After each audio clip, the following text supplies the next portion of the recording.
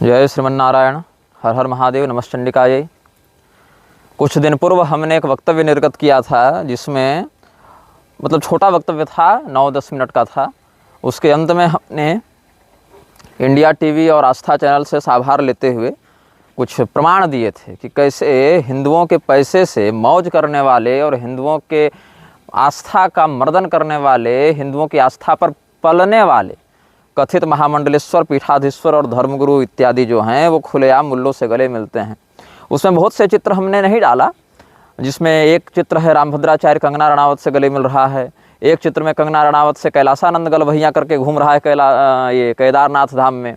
एक चित्र ऐसा है जिसमें चिदानंद मुनि जो है वो परमार्थ निकेतन वाला, वो पोप से मैत्री कर रहा है, मिल रहा है। ऐसे बहुत से प्रमाण और भी हम समयानुसार डालते रहते हैं फेसबुक इत्यादि पर, आप लोग को भी प्राप्त होते रहते होंगे।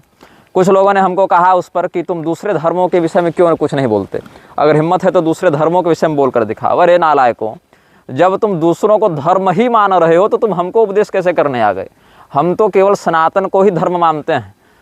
वेद प्रणहितो धर्मो ह्यधर्मस्तद विपर्ययः, यह हम समझते हैं। भगवान वेद ने जिस बात का उपदेश किया, जिसका विधान बताया, वह धर्म है। उसके विरुद्ध जाने वाला कोई मत है वह अधर्म है।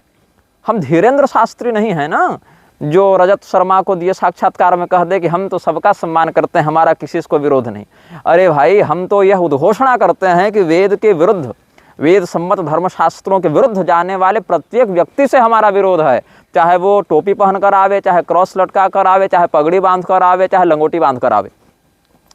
सनातन धर्म के इतर, वैदिक मर्यादा के या वेद सम्मत मर्यादा के इतर, उसके विरुद्ध जाने वाले प्रत्येक मतांतर से हमारा विरोध है और सदैव रहेगा। भाई, तुम कहते हो कि हमारा किसी से विरोध नहीं, हम कट्टर सनातनी हैं, हमको मुल्लों का डर नहीं, पादरियों का डर नहीं। और इसी धीरेन्द्र ने अली और बजरंग बली वाले विषय पर मुल्लों से हाथ जोड़कर माफ़ी मांगी थी कि नहीं मांगी थी? वो वीडियो हिंदू नहीं देख रहे हैं क्या? तो हमको उपदेश मत दो कि दूसरे धर्मों के विरुद्ध बोलकर दिखाओ, क्योंकि पहली बात यह कि दूसरे को तो हम धर्म ही नहीं मानते, अधर्म मानते हैं। और अधर्म चाहे किसी भी प्रारूप में आवे, तुम्हारे महामंडलेश्वर के रूप में भी क्यों ना आवे, हम उसका विरोध करते थे और आगे करेंगे। इसी घटनाक्रम में एक बात यह हुई कि रामभद्राचार्य ने जिस प्रकार से अभिनव अरोड़ा को अपने मंच से फटकार कर हटा दिया था कि हमारे मंच की एक मर्यादा है, उस रामभद्राचार्य की मर्यादा महीना 2 महीना जाते जाते अंत्येष्टि हो गई और कंगना रणावत को अपने मंच पर त्रिदंडी सन्यासी होकर गले मिलने लगा रामभद्राचार्य। और वो भी कंगना कोई श्रेष्ठ तपस्विनी नहीं है, वो भी ऐसी है जो पैसों के लिए कपड़े उतार दे और पैसों के लिए कपड़े पहन ले और अर्धनग्न अवस्था में आइटम सॉन्ग भी कर ले और अपने इस्लामी प्रेमियों के साथ गले भी मिल ले और फोटो भी डाल ले। और उसके बाद हिंदू इतना बड़ा नालायक कि उसको हिंदू शेरनी बताता है। नचैये गवैयों को, वो भी नचैये गवैये कोई शास्त्रीय परंपरा वाले नहीं, भगवत भक्त नहीं, सदाचारी नहीं, जो अश्लीलता के प्रसारक हैं, ऐसे नचैये गवैयों को, वर्ण संकरता के प्रसारक नचैये गवैयों को मंच पर बुला बुला कर ये जय शर्मा और ये जो रामभद्राचार्य है ये सब करते रहते हैं, प्रोत्साहित करते रहते हैं, उसका यशोगान करते रहते हैं। क्योंकि कहीं ना कहीं ये सब जिस सिंडिकेट की गुलामी कर रहे हैं वो सिंडिकेट इनसे करवाता रहता है, जिस पर हम लेक्चर आज श्रृंखला में वक्तव्य देंगे। और इस विषय में एक घटना और भी घटित हुई जिससे हमें हर्ष भी हुआ। कैसे हर्ष हुआ इस पर बताते हैं आपको। हुआ ऐसा कि 1008.guru ये एक फेसबुक पृष्ठ है और इस पृष्ठ का जो संचालन है वो ज्योतिष पीठ की टीम करती है। स्वामी अभिमुक्तेश्वरानंद सरस्वती के अनुयायी इस पेज का संचालन करते हैं। और उस पेज से एक बात कही गई थी कि कुंभ में शंकराचार्य जी यह चाहते हैं कि सनातन धर्म से जुड़े हुए बहुत से विषयों पर हम मंथन करें, चिंतन करें, तो जिस भी व्यक्ति के मन में जो भाव हो वो व्यक्त करें कि क्या होना चाहिए, सुझाव दें, अपने राय यहाँ पर रखें। तो हमको भी उन्हीं के शिष्यों ने भेजा कि भाई आप भी अपनी बात रखिए। तो हमने वहाँ पर यही कहा, टिप्पणी में एक लघु टिप्पणी हमने रखी कि पहले तो शंकराचार्यों के परिकर अनुशासित हों। इधर देख रहे हैं कि निर्विकल्पानंद सरस्वती करौली सरकार जैसे ढोंगी के गले मिल रहे हैं, वो वीडियो भी हमने फेसबुक पर डाला था। दूसरी ओर देख रहे हैं कि ये ब्रह्मचारी मुकुंदानंद संतोष दास जैसे धूर्त को, व्यभिचारी को, जो धर्म शास्त्रों की मर्यादा के सर्वथा विपरीत जाते रहता है और जो विविध प्रकार की अनैतिक गतिविधियों में लिप्त रहता है, उसको अपना बड़ा भाई बताकर उसके साथ फोटो डाल रहे हैं। तो हमने यही लिखा था। और उस पर भी लोग हमको ज्ञान देने आ गए। कहते हैं हमको कि तुम शंकराचार्यों का अनुसरण करो, चारों शंकराचार्य कभी गलत नहीं हो सकते। हमने पूछा भाई चारों हैं कौन, तो बताया गया पूर्व में निश्चलानंद सरस्वती जी हैं, दक्षिण में भारती तीर्थ जी हैं, पश्चिम में सदानंद सरस्वती जी हैं, उत्तर में भी मुक्तेश्वरानंद सरस्वती जी हैं। अभी मैं आ रहा था मार्ग से तो देखा कि अधोक्षजानंद का फोटो भी प्रशासन ने लगवा रखा है पूरी पीठाधीश्वर के नाम से, कुछ दूर यहाँ से, करीब 2 किलोमीटर दूर यहाँ से। ये तो पॉलिटिक्स वालों के गुलाम है ना। लेकिन इन चारों का नाम प्रामाणिक शंकराचार्य के रूप में उस व्यक्ति ने लिया, कोई पटेल जी थे। हमने कहा तुम हमको ज्ञान देने आए, चूर्ण जो चटा रहे हो कि चारों शंकराचार्य कभी गलत नहीं हो सकते, तो जिन चारों का तुमने नाम लिया है उन्हीं में से भारती तीर्थ जी ने और मुक्तेश्वरानंद सरस्वती स्वामी जी का अभिषेक किया, शंकराचार्य बनाया, पुरी वाले महाराज जी ने निषेध किया, विरोध किया। तो यहीं पर जो मान्यता है उसी में जब विरोधाभास हो जा रहा है तो हमको चूर्ण मत चटाओ कि कौन सही है कौन गलत है। हम शास्त्रीय सिद्धांत के अनुसरण के ही प्रति निष्ठा रखते हैं और उसी अनुसार व्यवहार करते हैं। इसीलिए हमको मत सिखाओ कि तुम इसका अनुसरण करो उसका करो। धर्मशास्त्रों की जहाँ तक बात है, बिना कहे हम उस मान्यता पर चलते हैं और चलते रहेंगे, यह हमारा दृढ़ विश्वास है। भगवत कृपा से ऐसा विश्वास हम रखते हैं। तो हमने इस प्रकार से फेसबुक पर विरोध किया था और उसके बाद स्वामी मुक्तेश्वरानंद सरस्वती जी का हमको फ़ोन आया और बात तो हुई उनसे, और उन्होंने कहा कि आपने हमारे पृष्ठ पर ऐसा कुछ लिखा है, इसके पीछे क्या कारण है। तो हमने बहुत कुछ बताया उनको कि देखिए संतोष दास इत्यादि के विषय में यह बातें हमारे पास हैं और इन सभी बातों का यह प्रमाण है, ऐसे हमने उनको कहा। तो उन्होंने हमको आश्वासन दिया कि हमारे जो ब्रह्मचारी हैं मुकुंदानंद जी, उनको इन सब बातों का संज्ञान नहीं था, इसलिए उन्होंने ऐसा लिखा है। लेकिन आपके प्रति उनकी बड़ी श्रद्धा है, आपका बड़ा सम्मान करते हैं और आपने बड़ा अच्छा किया कि निर्भयतापूर्वक सब बातों को तथ्यात्मक रूप से आप रखते हैं। तो हम लोग भी इस विषय में आगे ध्यान रखेंगे कि इस प्रकार से किसी संदिग्ध चरित्र या गतिविधि वाले व्यक्ति को प्रोत्साहित न किया जाए, उसके साथ संपर्क न रखा जाए। तो कम से कम मुझे इस बात की प्रसन्नता हुई कि देखिए हमने तो विरोध लगभग सभी का अब कर रखा है, अलग अलग बिंदु पर ही विरोध करता हूं। लेकिन जब हमने निर्विकल्पानंद का विरोध किया तो क्या हुआ, निर्विकल्पानंद सरस्वती के समर्थक तो हम पर विचार तक करवाने चले गए थे उज्जैन, और वहां से कोई इस प्रकार की प्रशासनिक प्रतिक्रिया तो नहीं हुई कि हाँ यहाँ पर गलत हुआ है, इसको हम सुधार लेंगे। लेकिन कम से कम स्वामी मुक्तेश्वरानंद सरस्वती जी के द्वारा स्वतः अपने निजी रूप से संज्ञान लेकर हमको फ़ोन किया गया कि नहीं यहाँ पर ये गलत है, तो हम लोग इसमें शोधन कर लेंगे। तो इससे कहीं ना कहीं एक हर्ष का अनुभव हम करते हैं कि चलो हमारा परिश्रम निष्फल नहीं जा रहा है, बात पहुँच रही है जगह तक, और पहुँचाने का उद्देश्य ही कल्याण का ये है मेरा भाव कि हम किसी को नीचा दिखाने के लिए या लज्जित करने के लिए नहीं कह रहे। सार्वजनिक रूप से जो बातें हैं उन बातों में भी स्वयत् प्रमाणं कुरुते लोकस्तदनुवर्तते के नियमानुसार कोई भटके नहीं।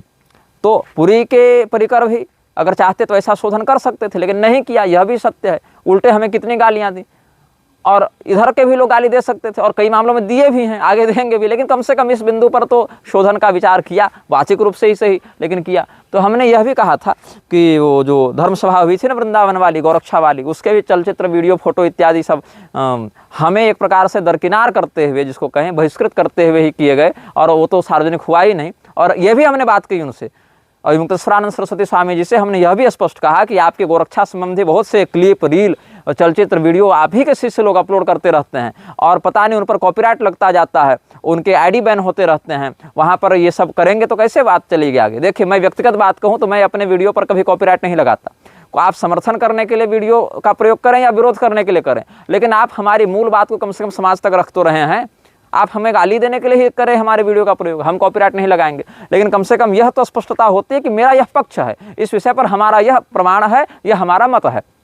तो कोई व्यक्ति अगर किसी भी व्यक्ति के, अन्य व्यक्ति के गैर व्यावसायिक उद्देश्य से वीडियो डाल रहा है तो उस पर कॉपीराइट लगाना हम नैतिक नहीं समझते। तो हमने मुक्तेश्वरानंद सरस्वती स्वामी जी को भी कहा कि आप जो हैं अपने परिकरों पर थोड़ा ध्यान रखें कि क्या चल रही, कहीं कोई अंदरी बात तो नहीं, अंदरूनी कोई गुप्तचरी की बात तो नहीं कि स्वामी जी की बात को कहीं पहुँचने ही नहीं देना है। इनके शिष्य भी अगर प्रसारित करें समर्थन के लिए भी तो हम उस पर कॉपीराइट लगा के उसको मुख बंद करवा दें। तो उन्होंने कहा कि हम इस विषय की जाँच करेंगे और इस पर संज्ञान लेंगे और इसको अविलंब हम समाधान इसका प्रस्तुत करेंगे। तो कुछ ऐसे प्रश्न हमारे पास आए हैं सोशल मीडिया के माध्यम से। वृंदावन की जो हमारी कथा हुई वृंदावन धाम में, वहाँ से भी हमको कुछ प्रश्न प्राप्त हुए थे, तो हमने कहा कि इस पर कभी समयानुसार वक्तव्य जारी करेंगे। अब एक हमारे पास प्रयाग के ही एक जगत गुरु हैं, कथित जगत गुरु हैं, रामानुज संप्रदाय के, उनके चेले आए थे कहे कि हमारे गुरुजी से हमने बचपन में दीक्षा ली। दीक्षा क्या ली? गुरुकुल में बच्चे जाते हैं तो गुरु जिसको पकड़ के जिस संप्रदाय का हो उसकी दीक्षा दे देते हैं। किसी को पकड़ के तप्त मुद्रा दे दिए, किसी को पकड़ के शाक्ताभिषेक दे दिए, किसी को पकड़ के कुछ कर दिए। उसकी प्रवृत्ति क्या है, उसके वंश परंपरा में क्या चलता रहा, इससे कोई मतलब नहीं। बस हमारे गुरुकुल में एडमिशन ले लिया तो हमारे संप्रदाय का भी चेला बन जाए, और यही चेला बाद में बनना चाहता है जगत गुरु। तो यहाँ पर बात ऐसी हो गई कि जो जगत गुरु बैठे थे पीठ पर, वो चेला बता रहा है कि हमारे गुरुजी तो अपने शिष्यों की माताओं के साथ अवैध संबंध रखते हैं, हमारे गुरुजी तो जो चेलिने हैं उनसे अवैध संबंध रखते हैं, शिष्यों की बहनों से अवैध संबंध रखते हैं, और कई बार उन्हीं को शिष्या बना लेते हैं। अब हमारी निष्ठा खत्म होती जा रही है। अब बचपन में दीक्षा ले लेते, हम क्या करें? हमने कहा अष्टाक्षर मंत्र तो पवित्र है, मंत्रदाता गुरु अपवित्र है। मंत्र का आश्रय ग्रहण कीजिए और गुरुरप्यवलिप्तस्य कार्य कार्य मजानतः वाले नियम से गुरु का परित्याग कीजिए, यही आप कर सकते हैं। तो ये सब बहुत सी शिकायत आती रहती, और सप्रमाण लोग दिखाते हैं। देखिए फोटो है, वीडियो है, जो कि एडिटेड नहीं है, एआई इत्यादि के द्वारा निर्मित नहीं है, सब प्रामाणिक है। लेकिन ये सब बातें जब हम बताते हैं तो लोगों को लगता है, ये सब कामाचारी जब जगतगुरु बनकर बैठ जाते हैं तो लोगों को लगता है यही संत हैं, यही धर्म का मार्ग है, ये जो कह दें वही न्याय है, ये जो कह दें वही सिद्धांत है, वही कल्याण का मार्ग है। अब पर उपदेश कुशल बहुतेरे के आधार पर क्या कहें? राजेंद्र दास देवाचार्य जैसे विद्वान एक और मंच से कहते हैं कि ब्राह्मणों को वर्णाश्रम के प्रति निष्ठा रखनी चाहिए, और उन्हीं का चेला जो है उन्हीं के सिद्धांत की हत्या करता हुआ राम स्नेही रामदेव के चरणों में बैठ जाता है जाकर, और मलुक पीठ वाले महाराज वहीं बैठे हंसते रहते हैं, मुस्कुराते रहते हैं, लेकिन विरोध नहीं करते हैं। किस स्वार्थ से नहीं करते, ये उन्हीं से पूछ लेना मिलेंगे। तो एक व्यक्ति हमको उपदेश दे रहे थे कि आप बाकी के बारे में चाहे जो कहना है कहिए, लेकिन परम पूज्य प्रेमानंद बाबा के विरुद्ध कुछ मत कहिए, और परम पूज्य राजेंद्र दास देवाचार्य जी के विरुद्ध कुछ मत कहिए। क्यों भैया? ऐसे तो कृपालु का चेला भी आकर कहता है हमारे गुरु जी के खिलाफ मत कहो, रामपाल वाले भी कहते हैं, दयानंद सरस्वती वाले भी कहते हैं, पुरी के शंकराचार्य जी वाले भी कहते हैं, ज्योतिष पीठ वाले भी कहते हैं, सब कहते हैं। राघवाचार्य और विद्या भास्कर स्वामी जी के विरुद्ध हमने जब कहा तो उनके चेले भी यही उपदेश देने आ गए। तो हम व्यक्ति का विरोध और समर्थन थोड़ी कर रहे, उस कृत्य का, उस विषय का, उस बिंदु का आप चिंतन कीजिए ना कि वहाँ पर कौन सी बात कैसी है। कई बार ऐसा होता है कि एक ही व्यक्ति का हमने विरोध भी किया किसी अन्य बिंदु पर, उसी व्यक्ति का हमने समर्थन भी किया किसी अन्य बिंदु पर। तो बिंदु के आधार पर हम व्यवहार करते हैं, न कि चेहरा और मोहरा देखकर व्यवहार करते हैं। अब इसमें हमने यह कहा कि आप प्रेमानंद बाबा को जाकर कहें कि वो जो घर से भागी रील वाली जो लड़कियां अपने आश्रम में रहती हैं उनके, और कहते हैं वो गुरुजी की भाई रजस्वला हो गई तो क्या हुआ, स्नान करो और भगवान की सेवा करो, तुम तो हमारी शिष्या बन गई, तो तुमको अब ये सब पवित्रता अपवित्रता बाधित नहीं करती, और स्नान करो और सीधे भगवान की सेवा करो। तो भैया हमारा यह प्रश्न है कि फिर रजस्वला वाली अपवित्रता जब नहीं व्याप्त हो रही है तो शौच वाली अपवित्रता क्यों व्याप्त हो जा रही है? हम तो कहते हैं सीधे शौच करो, मल का परित्याग करो और मंदिर में घुस जाओ, धोवो भी मत, पोछो भी मत, क्योंकि अब तुम चेलिन बन गई हो। तो अगर रजोधर्म वाली अशुद्धि अगर खत्म हो जा रही है तो मलमूत्र वाली क्यों नहीं हो रही है? लघु शंका करो, योनि प्रक्षालन मत करो, शौच करो, गुदा प्रक्षालन मत करो और सीधे मंदिर में घुस जाओ, क्या बात है? खाना खाओ, मुंह भी मत धो, कुल्ला भी मत करो, सीधे भगवान की सेवा करो, क्या दिक्कत है? जब पवित्रता और अपवित्रता दीक्षा से ही बनती और बिगड़ती है तो दीक्षा लेने के बाद रजोधर्म वाली अपवित्रता खत्म हो जा रही है और जूठा और मलमूत्र वाली रह जा रही है। बहुत अद्भुत अपवित्रता है आपकी, लेकिन एकदम सिलेक्टिव अपवित्रता है आपकी। तो हमने कहा ये सब बंद करवा दो, और शास्त्रों के विषय में जिस बात का ज्ञान न हो वहाँ जानबूझ के ज्ञान देना बंद करें, विषय को विकृत करने के लिए सब बंद करवा दो। तो हमको भी क्या शौक पड़ी है बोलने की।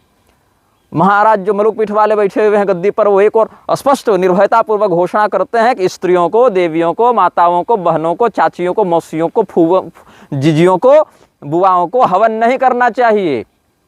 और दूसरी ओर जो खेड़ा धाम वाले जो राजस्थान में जो हुआ था ना बालाजी वाला जो यज्ञ, वो राजू दास जो अयोध्या वाला है, वो राजू दास वीडियो डाल रहा था कि मलुक पीठ वाले महाराज हवन कर रहे हैं, मुँह के सामने स्त्री बैठकर हवन कर रही है।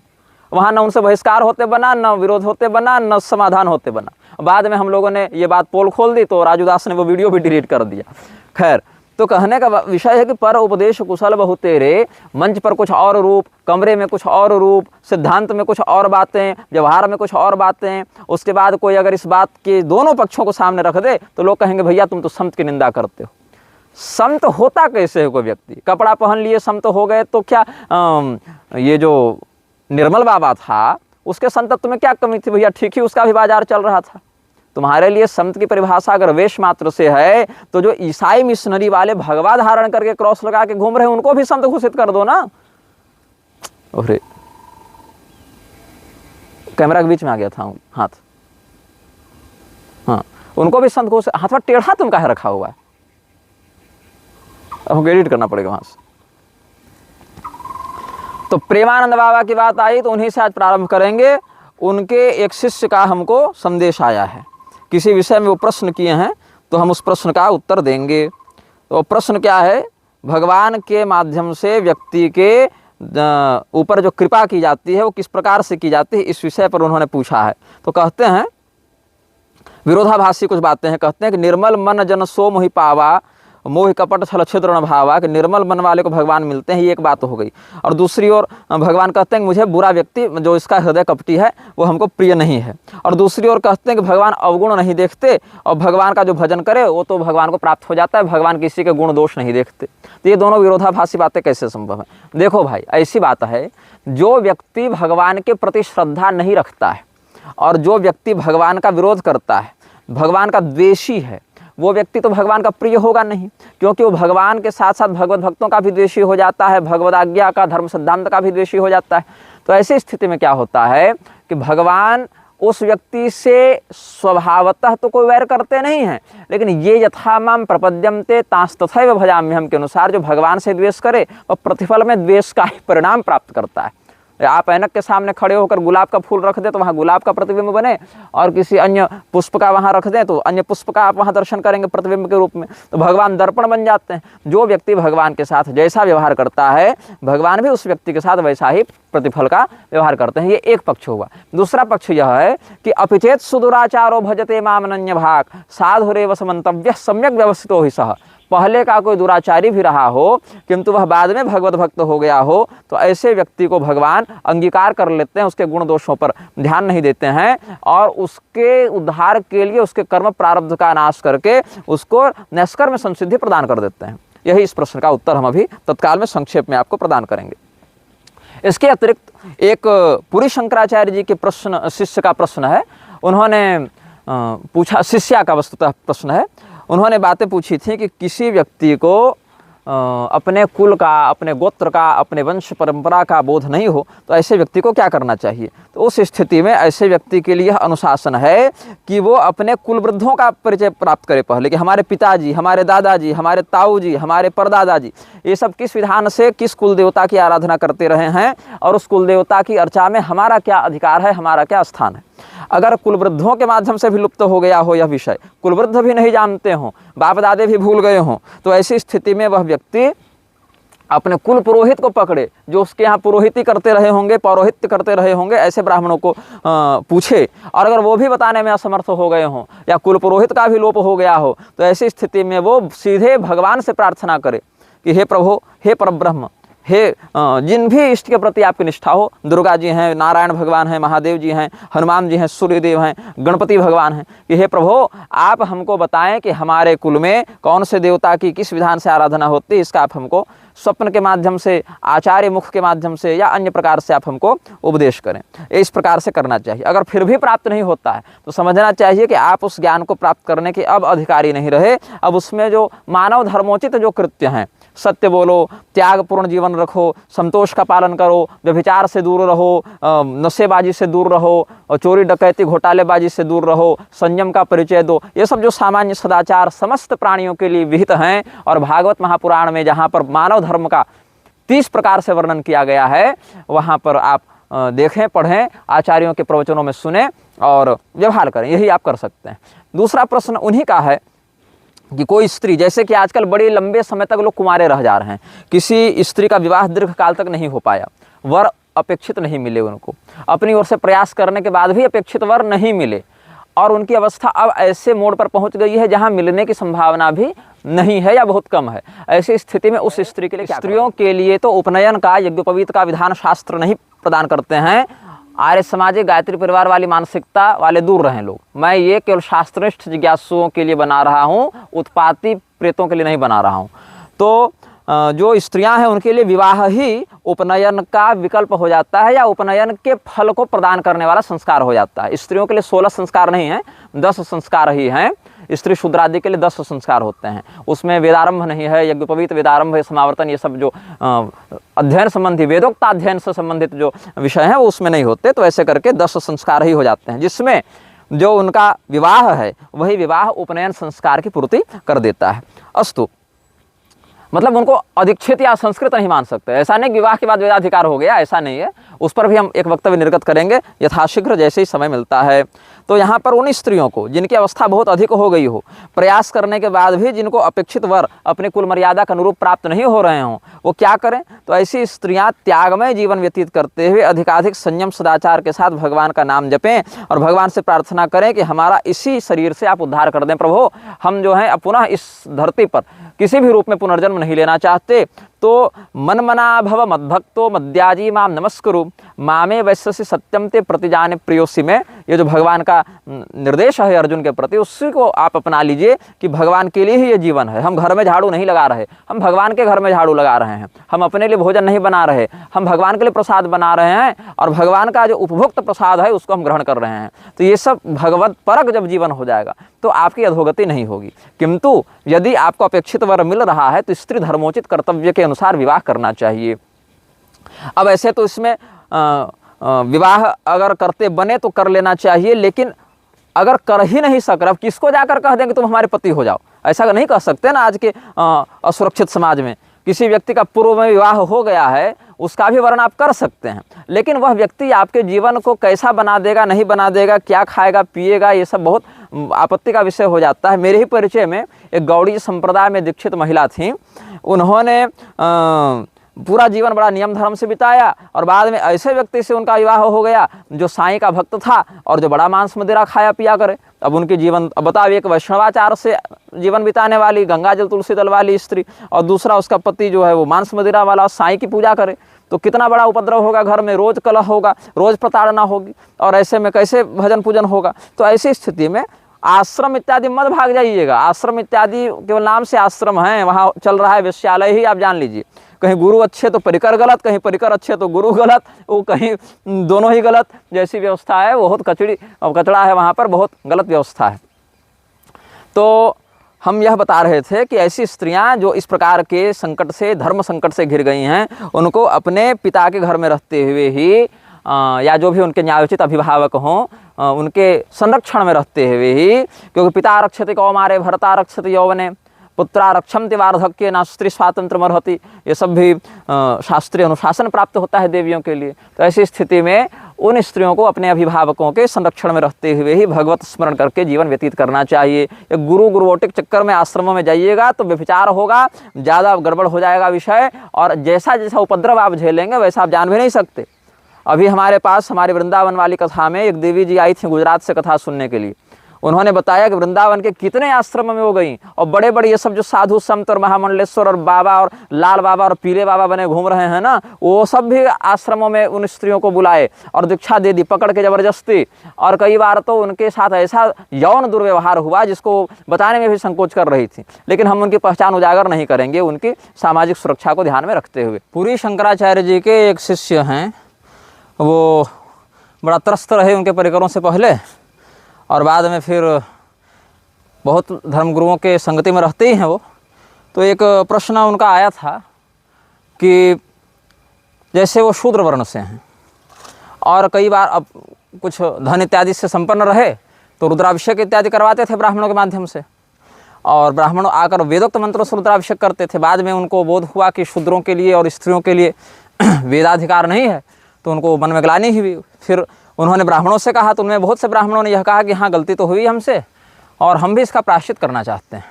अब जो दंभी है अहंकारी है उसके लिए तो नहीं, लेकिन जो कम से कम श्रद्धान्वित है उसके लिए हम इस विषय को स्पष्ट करेंगे कि ऐसा व्यक्ति जो अनधिकृत होकर भी शूद्रयाजी हो गया है या वेद मंत्रों से शूद्र का आयोजन करा रहा है, वो उसके लिए कैसे प्रायश्चित होगा या रुद्राभिषेक कैसे हो। तो देखिए, संकल्प तो रुद्राभिषेक का ही लेंगे आप, लेकिन रुद्राभिषेक में जो मंत्र होंगे उन्हें दो प्रकार के आप विकल्प कर सकते हैं।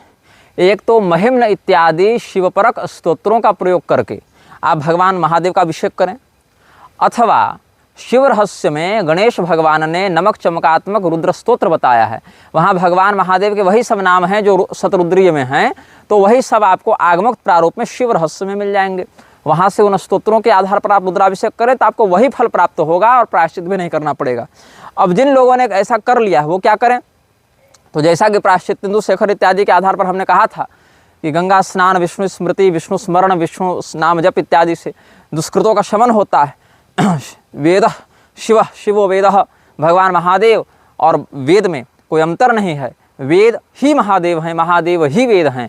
ऐसा समझकर भगवान महादेव के नाम स्मरण से भी वेदापघात का, वेदातिक्रमण का दोष शमित हो जाना चाहिए। ब्राह्मणों को क्या करना चाहिए कि पुनरुपनयन के विधान से अपने ब्राह्मणत्व को शुद्ध करना चाहिए। पहले तो भगवान नाम का लक्षत विलक्षत त्रिलक्ष मत से अपना जप कर लें, वो 1,00,000 2,00,000 3,00,000 कर लें, कम से कम 1,00,000 तो कर ही लें, और 2,00,000 3,00,000 कर लें तो और भी अच्छी बात है। और उसके बाद स्वशाखा सूत्रादि की विधि से अपना स्वस्थ विधा से पुनरुपनयन करवाएं और उन्हीं मंत्रों का प्रयोग करके यजमानों का पूजन करवाया करें। यजमानों के माध्यम से जिस जिस मंत्र में जिस जिस वर्णाश्रमोचित यजमान की अर्हता हो, क्योंकि पूजन तो सभी कर सकते हैं, अधिकार तो सबको है भगवान की आराधना का, पूजन भक्ति का, लेकिन किस मार्ग से किसके लिए कौन सा विधान शास्त्र बताते हैं, इसको चिंतन में रखकर ही किसी प्रकार का व्यवहार व्यक्ति को करना चाहिए। तो ये सब कुछ प्रश्न हमारे पास आए थे, तो हमने इस विषय में अपना मंतव्य व्यक्त किया है। कुछ प्रश्न और भी हैं जिसको हमने लिख लिया था। उसमें से एक प्रश्न क्या है, एक कहते हैं कि अच्छा, इसमें एक प्रश्न है, भगवान नाम जप क्यों आवश्यक है तथा इसका फल एवं प्रभाव क्या है। देखिए, भगवान नाम जप की महिमा क्या है। ऐसे तो अनंत महिमा है, लेकिन उसमें एक बहुत अच्छी बात है, भगवान का नाम प्रारब्ध नाश में बड़ा उपयोगी होता है। जहाँ पर कोई व्रत न करने का सामर्थ्य हो, जहाँ दान देने का सामर्थ्य न हो, वहाँ भी भगवान नाम के आश्रय से व्यक्ति का उद्धार असंदिग्ध रूप से हो जाता है। ऐसा श्री सुखदेव जी ने अजामिल के प्रकरण में परीक्षित जी को बताया है। तो भगवान का नाम जो है वह साधक के संकल्प की अपेक्षा नहीं रखता। जैसे आप कोई भी कर रहे हैं व्रत दान तपस्या, उसमें आपका संकल्प अनिवार्य होता है। भगवान नाम के लिए अपेक्षित नहीं है संकल्प कि हम क्यों कर रहे हैं, वो स्वयमेव स्वभावतः आपके प्रारब्ध का, आपके पाप का, आपके दुष्कृत का नाश कर सकता है। हरिर हरति पापानि दुष्ट चित्तैरपि स्मृतः अनिच्छयापि संस्पृष्टो दहत्येव हि पावकः। अग्नि को आप जानबूझकर छुएं, आग को जानबूझकर पकड़ें या अनजाने से आप अग्नि से स्पर्श हो जावें, आपको अग्नि जलाएगी, क्योंकि अग्नि का काम है जलाना। उसकी दाहिका शक्ति आपके संकल्प और आपके संज्ञान की अपेक्षा नहीं रखती है। इसी प्रकार भगवान नाम का सामर्थ्य ही है पाप नाश करना, आपका उद्धार करना, तो आपके संकल्प की वह अपेक्षा नहीं रखता। यही कारण है गोस्वामी जी ने क्या लिखा, राम राम कही जे जमुहाहि तिन्हि न पाप पुंज समूहाहि, या पतितस खलितश्चारतः, ये सब भी जो भागवत में वचन आया कि कोई गिर गया, अरे राम राम राम, ये देखो ये गिर गया। कोई व्यक्ति जम्हाए ले रहा है तो राम राम राम ऐसे जम्हाए ले लिया। कोई व्यक्ति कहीं कुछ जुगुप्सित तत्व का दर्शन करता है तो घृणा से राम राम राम ऐसे कह देता है। और अलग अलग राम के अलग अलग भाव हो गए, अलग अलग घटनाओं से राम शब्द का उच्चारण हुआ, लेकिन प्रभाव पड़ेगा कि भगवान नाम के प्रभाव से उसके पाप का शमन होगा। यहाँ तक कि शिशुपाल इत्यादि चैद्य सिद्धि में यथागतः वो भी विपरीत भक्ति में भगवान नाम उच्चारण करके ही उद्धृत हो गए, उनका उद्धार हो गया। तो इसीलिए आप यह समझें कि भगवान का जो नाम है वो आपके संकल्प की अपेक्षा नहीं रखता, यही इसका बहुत बड़ा लाभ है। और फल प्रभाव इत्यादि हम बता दिए। आवश्यक क्यों है, इसीलिए आवश्यक है क्योंकि आपके जीवन में 3 परिस्थितियां हमेशा आती हैं। पहली परिस्थिति यह है कि आपको पता नहीं रहता कि हम जो काम कर रहे हैं वो पाप है कि पुण्य है। दूसरी, जिस कर्म को कर रहे हैं यदि वह पाप है ऐसा बोध आपको हो जाए तो भी समस्या क्या है, उस पाप का प्रायश्चित क्या है आप नहीं जानते। तीसरी परिस्थिति यह बनती है कि आपको पता है कि हमने पाप कर लिया, आपको पता है कि इसका प्रायश्चित शास्त्र में ऐसे वर्णित है, लेकिन आपको यह नहीं पता कि यह सामर्थ्य नहीं है आपका कि हम उस प्रायश्चित को कर सकें। तो ऐसी स्थिति में नित्य भगवान नाम स्मरण से उस पाप का शोधन होता रहता है। तो इसीलिए प्रायश्चितेन्दु शेखर, जिसमें बहुत से पापों का लगभग सभी का है, जो भी कृत्य एक सामान्य शरीर से संभव है पाप की दृष्टि से, उनका प्रायश्चितेन्दु शेखर में वर्णित है। उसके अंत में भी कहते हैं कि गंगा स्नान करने से और भगवान विष्णु का स्मरण करने से, उनके नाम का जप करने से, यहाँ विष्णु शब्द उपलक्षण समझना चाहिए, यहाँ श्रेष्ठ नाम स्मरण भी चलेगा, क्योंकि विष्णु नाम, दुर्गा नाम, शिव नाम, राम नाम, इनका कीर्तन करना पवित्र है, पापनाशक है, उद्धारक है। ऐसा महाभागवत के अंतिम अध्याय में वर्णित है, जिसकी कथा हम वृंदावन धाम में कर चुके हैं, आप लोग वीडियो देख लीजिएगा। तो श्रेष्ठ नाम स्मरण, यहाँ पर वैष्णव संप्रदाय के लिए विष्णु भगवान, शैवों के लिए महादेव जी का नाम, शाक्तों के लिए देवी जी का नाम, और भगवान सूर्य इत्यादि का भी नाम स्वसंप्रदाय इत्यादि में सब ले सकते हैं, पंचदेवोपासक सबका कर सकते हैं। तो परब्रह्म के उद्धारक तारक नामों का स्मरण, गंगा आदि तीर्थों का सेवन, है ना, गंगा जी के ही अनुरूप महात्म्य यमुना जी का भी बताते हैं शास्त्र में, गोदावरी जी का भी बताते हैं, नर्मदा जी का भी बताते हैं। तो तात्पर्य केवल है गंगा शब्द से तीर्थों का समाहार कर लेना चाहिए, विष्णु शब्द से भगवान नाम का समाहार कर लेना चाहिए। तो तीर्थ सेवन से जिनका महात्म्य पापनाशक बताया गया है, और भगवान विष्णु इत्यादि उद्धारक देवों के नाम स्मरण से समस्त पापों का नाश होता है। ये नाम की हमने महिमा आपको बताई। अब दूसरा प्रश्न यह है यहाँ पर कि गुरुजी, शास्त्राध्ययन करते समय कुछ कथाएं एवं घटनाएं ऐसी आती हैं जिनको मानवीय बुद्धि से हम समझ नहीं पाते, तार्किक बुद्धि से वे असत्य प्रतीत होती हैं। देखिए, तार्किक बुद्धि का अर्थ ये नहीं है कि हम सारी घटनाओं को आंख से देख ले तभी तर्क संगत होगा। तार्किक शब्द का अर्थ ये थोड़े है कि हम जिस स्थिति में बैठे हैं उसी स्थिति में अपनी इंद्रियों का प्रयोग करके हम विषय को पूर्णतया समझ जावें, तभी वो तार्किक कहलाएगा। जैसे कोई व्यक्ति बैठा है कहीं पर और कहे डॉक्टर कि तुमको मलेरिया हो गया है भाई, वो कहे कैसे हो गया है, तो तुम्हारे खून में अमुक कीटाणु हैं, तो दिखाओ जरा। तो डॉक्टर जो है उसको खून निकाल कर दिखाएगा, भी कहेगा ये तो तर्कसंगत नहीं लग रहा हमको, तो कोई यहाँ बैक्टीरिया नहीं दिख रहा। अब उसको माइक्रोस्कोप लगा कर दिखाएगा तो वो समझ जाएगा, अब इसको तर्कसंगत लगने लगी ये बात। तो यहाँ क्यों, बात तो पहले से ही है, तथ्य तो पहले से भी है, यथार्थ थोड़ी ही बदल गया।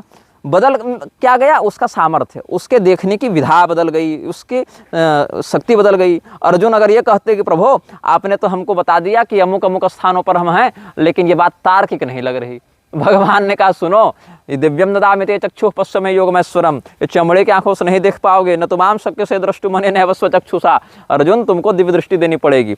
तो ये सब जो तर्क वाली बातें हैं, तो तर्क व्यक्ति के सामर्थ्य के आधार पर उसका भी बदलता रहता है ना, कि देखने वाला कितनी औकात रखता है, पढ़ने वाला के चिंतन का स्तर क्या है। अब ये तो वही कोई कहेगा कि देखो तो हमारे मास्टर साहब ने पढ़ाया कि पृथ्वी में गुरुत्वाकर्षण का बल होता है, और हमको उदाहरण में कह दिया कि सेब ऊपर से गिरा नीचे तो गुरुत्वाकर्षण का प्रमाण हो गया, लेकिन हमारे पिताजी जो मेला से गुब्बारा लाए थे वो तो मेरे हाथ से छूट के ऊपर चला गया। ये बात तो तार्किक नहीं लगी कि पृथ्वी में गुरुत्वाकर्षण बल होता है। तो ऐसे तार्किक लोग आजकल धर्म समझने और समझाने बैठे हैं। तो जो कथाएं लोगों को तार्किक नहीं लगती हैं, उनके विषय में कुछ इन्होंने बातें कही हैं, जिसको हम देख लेते हैं क्या क्या बातें हैं। पहला प्रश्न ये कहते हैं कि हिरण्यकशिपु का 100 दिव्य वर्षों तक तपस्या करना, तपस्या के दौरान देवताओं का असुरों पर आक्रमण, गर्भवती माता कयाधु का इंद्र द्वारा बंदी बनाया जाना और नारद जी द्वारा छुड़ाना। इस घटना के अनुसार प्रहलाद जी हिरण्यकशिपु के तपस्या जाने से पूर्व गर्भ में आ चुके थे, तब क्या वे 100 दिव्य वर्षों तक गर्भ में ही रहे? ये प्रश्न है, अच्छा प्रश्न है, किसी को भी ऐसा भ्रम हो सकता है। देखिए, बात है कि हिरण्यकशिपु और उसकी पत्नी मनुष्य नहीं है, और मनुष्यों के गर्भधारण का काल कुछ और होता है, प्रजाति ही अलग है उनकी ना भाई। हिरण्यकशिपु स्वयं अपनी माँ के गर्भ में 100 दिव्य वर्षों तक रहा है। जो दिति जी का गर्भधारण आप देखिएगा, भागवत महापुराण ही देख लीजिए, तो वहां पर दिति जी ने कितने समय तक गर्भधारण किया। और दिति जी कोई मनुष्य की लड़की तो है नहीं, प्रजापति स्तर की देवी हैं, दो मैंने पति भी प्रजापति हैं और उनके पिता भी प्रजापति स्तर के हैं, और तो स्वयं भी उसी स्तर की होगी ना, संतान और पत्नी इत्यादि। तो जो दिति भगवती हैं, दैत्यों की माता हैं, वो मानवी नहीं है कि उनका 9 महीने 10 महीने का ही गर्भधारण काल होगा। पहली बात, अलग अलग प्रजातियों में गर्भधारण काल अलग अलग होता है ना, तो वो अलग ही योनि है। राक्षस योनि एक अलग, दैत्य योनि एक अलग योनि है। अब यहाँ पर दूसरी बात, इस जो राक्षसी होती है उसमें बहुत सी ऐसी शक्तियाँ प्राकृतिक रूप से होती हैं, जैसे काम रूपिणी, काम गर्भिणी स्त्रियां जो राक्षसियां होती हैं राक्षस प्रजाति में, वो गर्भधारण करने का विकल्प रखती हैं कि हमको गर्भधारण करना है कि नहीं करना है, गर्भधारण करना है तो कितने समय तक करना है। दूसरी बात, क्या रूप बना लेना है, इच्छानुसार रूप बना लेना। कामरूपिणी शक्ति का प्रयोग करके ही शूर्पणखा भगवान के सामने दिव्य रूप धारण करके पहुंच गई ना। रावण जो है सन्यासी बन के पहुंच गया ना सीता मैया के पास, कैसे पहुंच गया? इच्छानुसार रूप बनाने में समर्थ। और आप साल कटंकटा का प्रकरण देखेंगे तो वहां महादेव जी ने राक्षसी शक्तियों को वरदान दिया है कि तुम्हारे बच्चे का लालन पालन तुमको नहीं करना पड़ेगा। अगर तुम्हारी इच्छा नहीं है लालन पालन की तो बच्चा जन्म लेते बड़ा हो जाएगा। तो हिडिंबा का जो बच्चा था ना घटोत्कच, वो जन्म लेते जवान हो गया था, तो वहाँ उसको लालन पालन भी नहीं करना पड़ा। तो राक्षसी प्रजाति में ऐसी दिव्य शक्तियाँ होती हैं कि वो इच्छानुसार गर्भधारण कर सकें, इच्छानुसार उसका स्तंभन कर सकें, इच्छानुसार उसका भरण पोषण कर सकें। दूसरी बात क्या कहते हैं, महाभारत युद्ध के समाप्त होने पर भीष्म जी युधिष्ठिर जी को भगवान वेदव्यास के पुत्र सुखदेव जी जनकपुर जाने और अन्य घटनाएं बताते हैं। इस प्रकार देखा जाए तो सुखदेव जी का जन्म महाभारत युद्ध प्रारंभ होने से बहुत समय पूर्व हो चुका था। तब इस घटना के लगभग 100 वर्ष बाद भी सुखदेव जी 16 वर्षीय बताए गए हैं। हाँ, इसीलिए बताए गए हैं क्योंकि सुखदेव जी भी कोई सामान्य मनुष्य नहीं है, वो ब्रह्मवेत्ता योगी हैं, महादेव जी के अवतार हैं कुर्म पुराण के अनुसार, और स्कंद पुराण के अनुसार वो भगवान कृष्ण के ही स्वरूप हैं।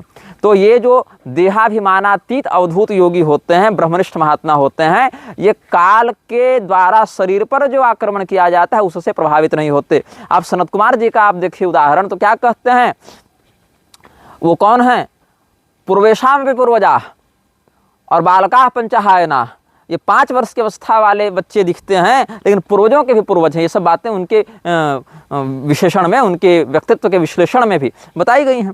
तो 5 वर्ष की ही उनकी अवस्था दिखती है, लेकिन वो तो अवस्था के दृष्टिकोण से दक्ष प्रजापति और ये सबसे भी पुराने, नारद मुनि से भी पुराने हैं सनत कुमार अवस्था की दृष्टि से। तो सुखदेव जी भी उसी श्रेणी में आते हैं कि जो जन्म लेते ही अपने पिता का मुख न देखे, यंग प्रव्रजम तमनुपेतमपेत कृत्यम द्वैपायनो विरह कातर आजुहाव।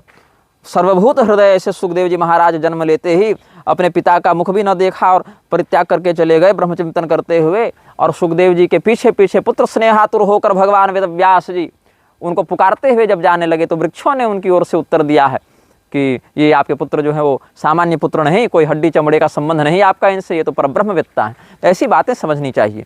ये सुखदेव जी जैसे, दत्तात्रेय जी जैसे और अन्य भी आप देख रहे हैं, गुरु गोरक्षनाथ जी जैसे महान सिद्धों के ऊपर काल के द्वारा जो शरीर पर परिवर्तन किया जाता है उसका प्रभाव नहीं पड़ता। ये योग संसिद्धि है इनकी, ये इनका दिव्य सामर्थ्य है। अब ये कहते हैं मछली, गाय आदि जानवरों से मनुष्यों का जन्म तथा महर्षि कश्यप जी की पत्नियों से सांप, गरुड़ आदि पक्षी का जन्म कैसे संभव है। देखिए इसमें बात ऐसी होती है, इसको हमने और भी अन्य माध्यमों से बताया है।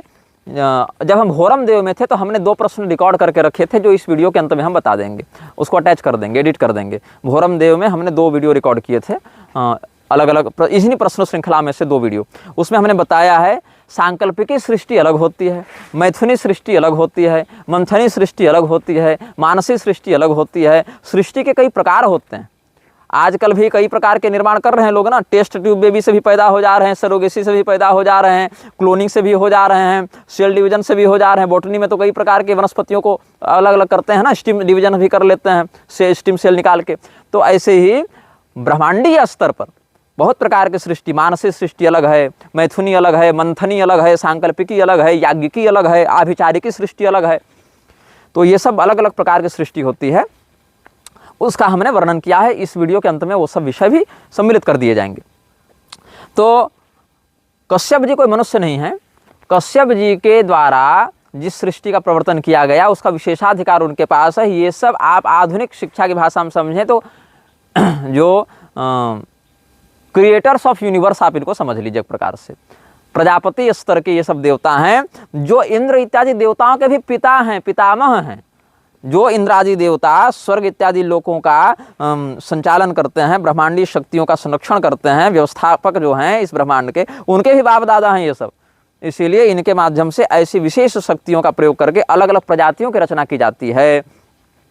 और जहाँ पर गाय इत्यादि, मछली इत्यादि के द्वारा मनुष्यों के समान दिखने वाली संतान की बात आती है, वहाँ पर सांकल्पिकी सृष्टि के माध्यम से होती है कि ऐसे ऋषिणाम पुनराद्यानाम वाचमर्थोनुधावती, ऋषि महर्षि जो प्राचीन हैं, जो इस प्रजापति और सप्तर्षि ब्रह्मर्षि स्तर के हैं, उनके मुख से निकली वाणी का अनुसरण प्रकृति करती है। तो प्रकृति जो है उनके वाणी के आधार पर व्यवहार करने लग जाती है। तो क्या होता है, आचार्यों ने कहा, ऋषियों ने कहा कि देखो तुम मछली की योनि से जन्म लोगे तो मछली के पेट से जन्म लेगा। जा हम तुमको वरदान देते हैं, इस फल में संतान के उत्पादन का सामर्थ्य है, या मनुष्य के पुत्र का उत्पादन करेगा यह फल, तो गाय भी भले खाए, लेकिन वह वाचमर्थोनुधावती के नियम के अनुसार वो बच्चा गाय के पेट से निकलने के बाद ही मनुष्य के समान दिखेगा। ये सब कुछ अपवाद हैं शास्त्रीय सिद्धियों के।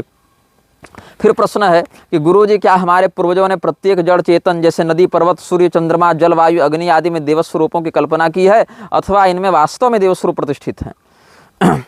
गुरुजी यदि इन तत्वों में देवस्वरूप विद्यमान है तो जिस तरह से आज जल, वायु आदि को प्रदूषित किया जा रहा है, तब देवता कोप क्यों नहीं करते हैं? बिल्कुल सही प्रश्न है आपका, इसका भी उत्तर देंगे। कोई प्रश्न पूछे हैं?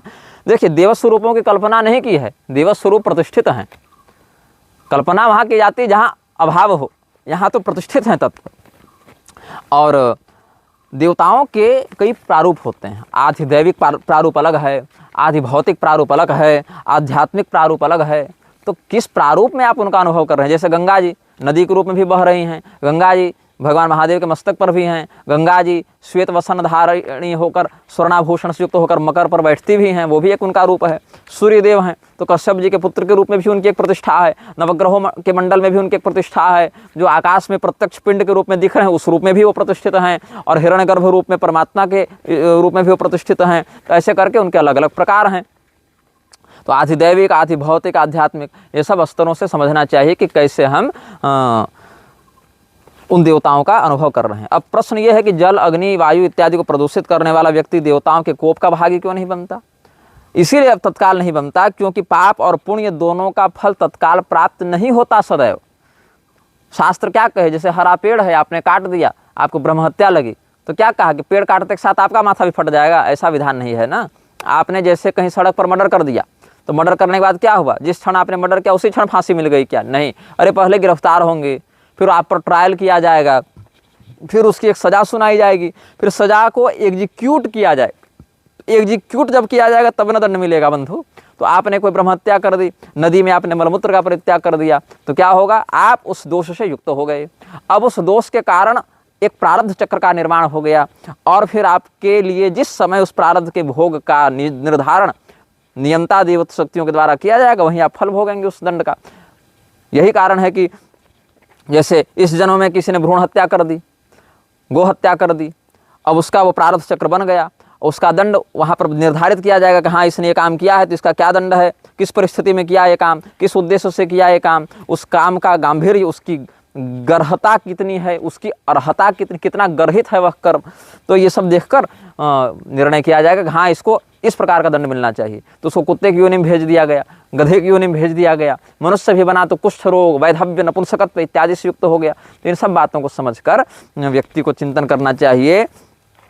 आज ही पेड़ लगाया पौधा तो आज ही फल नहीं मिल जाएगा, उसकी पूरी प्रणाली है, उसकी पूरी प्रक्रिया है। तो पाप और पुण्य दोनों का फल पूरी प्रणाली के साथ ही प्रकृति देती है। आपके निजी विचार के आधार पर प्रकृति अपनी व्यवस्था का, प्रकृति में परिवर्तन नहीं होता, व्यवस्था का अतिक्रमण नहीं करती है। फिर प्रश्न किया इन्होंने, सर्वदेवमयी गाय आज क्यों कूड़ा कचरा खाने को विवश है? गोविंद और गोपाल नाम धारण करने वाले भगवान कृष्ण इस बारे में क्या करेंगे?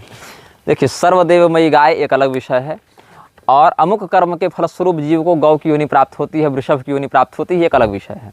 तो सर्वदेवमयी गौ है, जैसे सर्वदेवमयी पीपल भी है, अश्वत्थ भी है। शास्त्रों में कई ऐसी बातें हैं कि अमुक अमुक पाप को करने वाला व्यक्ति भी अगले जन्म में बैल बनता है, गाय की योनि में जाता है, अश्वत्थ वृक्ष इत्यादि बन जाता है।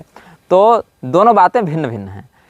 उन शक्तियों में उन देवताओं का प्रतिष्ठान है, यह भी सत्य है, और अमुक अमुक कर्म के फलस्वरूप अमुक अमुक योनियाँ प्राप्त हुई, यह भी सत्य है। गाय में दोनों बातें हैं, किस कर्म के, वो भी एक जीव है, वो एक शरीर है, और प्रत्येक शरीर किसी न किसी कर्म के कारण प्राप्त होता है।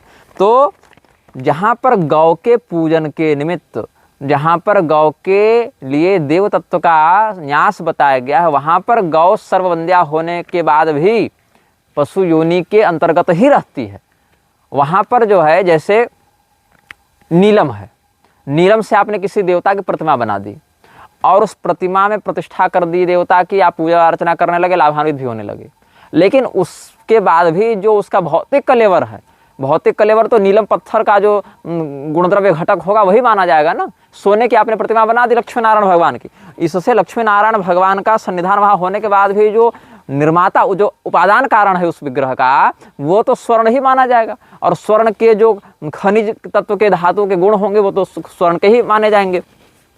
इसी प्रकार से गौ के शरीर में समस्त देवता प्रतिष्ठित हैं, ये सत्य है, बिल्कुल इसमें कोई संदेह नहीं। किंतु जिन जिन कर्मों के कारण गौ की योनि प्राप्त होती है, उसमें उस शरीर में रहने वाले जीव के लिए जिस प्रकार का व्यवहार और कर्म अपेक्षित है वो प्राप्त होता है। और भगवान इसके बारे में क्या करेंगे? तो भगवान जो है राग पूर्वक किसी काम को नहीं करते हैं। भगवान जो हैं वो कर्ताभिमान से युक्त होकर किसी काम को नहीं करते हैं, और भगवान जो हैं किसी भी कृत्य को यहाँ पर करेंगे तो एक एक जीव के प्रति वैयक्तिक देखकर नहीं करेंगे कि हाँ चलो ये जीव गाय की योनि में चला गया तो हमको इसका करना पड़ेगा संरक्षण। क्योंकि कई बार ऐसा होता है कि भोग योनि में पूर्वकृत दंड भी प्राप्त होता है। इसको ऐसे समझिएगा, सुनने में कड़ा लगेगा लेकिन सुन लीजिएगा। कोई कसाई किसी गाय का वध कर दिया, अब उसको गोहत्या लगी, परिणाम स्वरूप उसको, यहाँ कोई भी पशु, आप बकरा भी ले सकते हैं, यहाँ आप कोई भी पशु ले सकते हैं जो पशु योनि में है। तो जैसे यहाँ अब बहुत लोगों को बुरा लगे गौ माता को पशु कह रहे हैं, बात ऐसी है जहाँ पर गोमेधादि का वर्णन आता है वहाँ भी पशु याग शब्द ही प्रयोग करते हैं। यहाँ तो हम और आप भी पशु हो जाते हैं, जहाँ पर जीव और शिव का वर्णन करते हैं ना अष्टपाश प्रकरण में, वहाँ पाशबद्ध सदा जीव पाश मुक्त सदा शिव, ऐसे करके ब्रह्मा से कीड़ा तक सब पशु की श्रेणी में आ जाते हैं, शिव के अतिरिक्त सब पशु हो जाते हैं। तो इसीलिए इन विषयों पर स्वस्थ मानसिकता का आश्रय लेकर ही आप श्रवण करेंगे। तो किसी कसाई ने वध कर दिया, अब उसके कारण इस पशु शरीर में, गौ शरीर में पड़े हुए जो व्यक्ति है, जीव है, उसके साथ उसका प्रारब्ध जुड़ गया।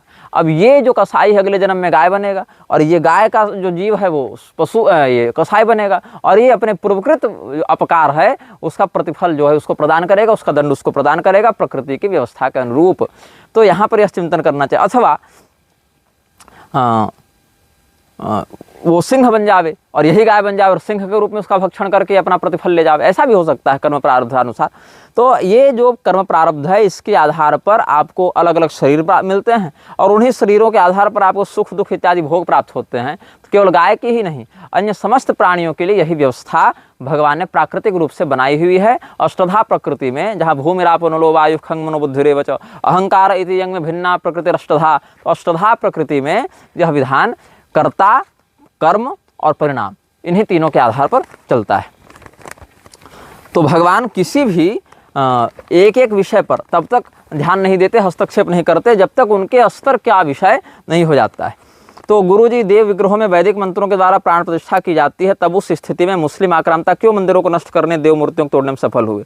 मूर्ति में प्राण प्रतिष्ठित देव शक्ति ने कुछ प्रतिकार क्यों नहीं किया? इसीलिए नहीं किया क्योंकि जब प्राण प्रतिष्ठा की जाती है वहाँ पर यह विधान नहीं है कि जब इस मंदिर पर आक्रमण होगा तो देवता अपने तलवार लेकर लड़ने जाएंगे। शास्त्र में अगर ऐसी कोई विधान वृत्ति प्राप्त होती तो यह भी घटना हो जाती, लेकिन उसका जो प्रतिष्ठापन किया गया है उस विग्रह का, उसमें न यह उद्देश्य है और न यह विधान में है। उसका उद्देश्य वह नहीं है कि जब कोई हमको मारने आएगा तो हम इस मंदिर को बचाने के लिए आ जाएंगे। हाँ, यद्यपि बहुत बार ऐसा आपको इतिहास में सुनने को मिलेगा या स्थानीय लोगों से सुनने को मिलेगा कि यहाँ पर तो अमुक आक्रमण हुआ था, लेकिन फिर ऐसी कुछ घटना घटित हो गई कि ये मंदिर टूटने से बच गया, यहाँ ऐसा कुछ हो गया, या सपना आ गया, या और भी आक्रांताओं के साथ ऐसी कुछ बात हो गई। जैसे मैं ही बताऊँ, झारखंड में एक स्थान है भवानी मठ, चतरा जिले में पड़ता है। किसी उग्रवादी ने वहाँ देवी जी की मूर्ति को एक लात मार दी थी, और देवी जी की मूर्ति को लात मार दिया उसने, वामपंथी था वो। 1 सप्ताह के अंदर कुष्ठ हो गया, वो मर गया। तो उसके जो सहयोगी थे डर गए, उन्होंने बड़ा यज्ञ करवा दिया भगवती के लिए, और वो यज्ञ में कोई न गया प्रवचन करने। तो फिर हम 7-8 साल 9 साल के थे, हम ही फिर जाके प्रवचन करके उनको सदुपदेश दिए, क्योंकि दूसरे वहाँ जाने का साहस नहीं कर रहे थे उस जंगली क्षेत्र में। ये बात है लगभग 2006, 7, 8 की बात होगी। तो ऐसा भी कई बार होता है। अब कई बार यह होता है जैसे आपको एक शरीर प्राप्त हुआ तो इस शरीर का आयु भोग भी निर्धारित हो गया कि कितने समय तक यह शरीर रहेगा, उतने समय में वो शरीर नष्ट हो जाएगा। वैसे ही प्रत्येक घर की आयु निर्धारित है शास्त्रों में, प्रत्येक कुएं की आयु निर्धारित होती है। जो कुआं आप खोद रहे हैं ना उसकी आयु होती है, जो वृक्ष आप लगा रहे हैं उसकी आयु होती है, जो घर आप बना रहे हैं उसकी भी आयु होती है। ऐसे देवालयों की भी आयु निश्चित होती है। तो उस आयु के पूर्ण होने पर वह देवता स्वयं उस देवालय का परित्याग करके चले जाते हैं, और उस स्थिति में भूकंप के माध्यम से, उपद्रव के माध्यम से, आक्रमण के माध्यम से वहाँ पर विनाश हो जाता है, उस देवालय का विध्वंस हो जाता है। यह भी एक बात है। दूसरी बात यह है कि कई बार उस देवता की शक्ति आक्रमण से पहले ही विसर्जित हो चुकी होती है। किसी रजस्वला स्त्री के माध्यम से भोग लग जावे, माला चढ़ जावे, किसी अपवित्र या निषिद्ध वस्तु का अंदर प्रवेश हो जावे, उस स्थिति में भी देव शक्तियाँ स्वयं विसर्जित हो जाती हैं। देवता उस विग्रह का परित्याग करके चले जाते हैं और उस स्थान पर आसुरी प्रेतादि की शक्तियाँ प्रविष्ट हो जाती हैं। तो वहाँ देवता का विग्रह तो दिखता है, अंदर में भूत प्रेतादि आसुरी शक्तियाँ होती हैं, जिसके परिणाम स्वरूप वो जो देवालय है वो धीरे धीरे विध्वंस को प्राप्त हो जाता है। अब इस पर एक और मुझे चिंतन आया, आज ही का विषय है। अद्वैत विजय वैजयंती ने एक पोस्ट डाली थी कि चौखंबा वाले कोई मंत्र महासागर के नाम से पुस्तक छापे हैं, जहां हजरत पैगंबर सुलेमान इत्यादि से जुड़े हुए कुछ इस्लामी मंत्र डाल रहे हैं। उसमें उर्दू फारसी वाले सब कर रहे हैं, कलमा पढ़ा रहे हैं लोगों को। इस विषय में भी हम तो फेसबुक नहीं चला रहे थे, लेकिन किसी ने स्क्रीनशॉट करके भेजा था, तो हमने सोचा इस विषय पर भी आपको कुछ बातें अभिव्यक्त कर दें। होता क्या है कि पश्चिमाम्नाय तंत्र के अधिकार के जो मंत्र हैं उसमें बहुत बड़ा भाग उर्दू, फारसी, अरबी, म्लेच्छ भाषा इत्यादि का है। क्यों है? मरुभूमि इत्यादि में रहने वाले जो आसुरी पैशाचिक शक्तियां हैं वो इन्हीं भाषाओं के माध्यम से अपनी शक्तियों का संपर्क करती हैं, विस्तार करती हैं। तो यहाँ पर कुछ प्रमाण हमारे पास उपलब्ध हैं। हमारे भाई साहब बहुत कुछ पढ़ते रहते तो उन्होंने भी संग्रह करके रखा था, तो आज हम सोचे वो संदर्भ दे दिया जाए। पिशाचास्तेभ्योपकृष्टा असुचि मरुदेश निवासिनः। देव शक्तियों का वर्णन करने के बाद मनुस्मृति की कुल्लू भट्ट की जो टीका है, कुल्लूल भट्ट की जो टीका है उसमें कहते हैं कि पिशाच इत्यादि जो हैं वो देव योनियों से नीचे की अपवित्र प्रजातियां हैं जो मरुस्थल इत्यादि में रहते हैं। ऐसे भी गुरुंग हुंकृत्य त्वंकृत्य विप्रम निर्जित्यवादतः, ये सब जो आप अनुशासन देखेंगे शास्त्र में, वो सब भी मरुस्थल के, रेगिस्तान के ब्रह्मराक्षस पिशाच इत्यादि बन जाते हैं। और यहाँ पर देखिए, अंतरिक्ष चरा ये च भूत प्रेत पिशाचका नोर्ध्वम विक्रमणे शक्तिस्तेषाम, तो उतने लिखना है।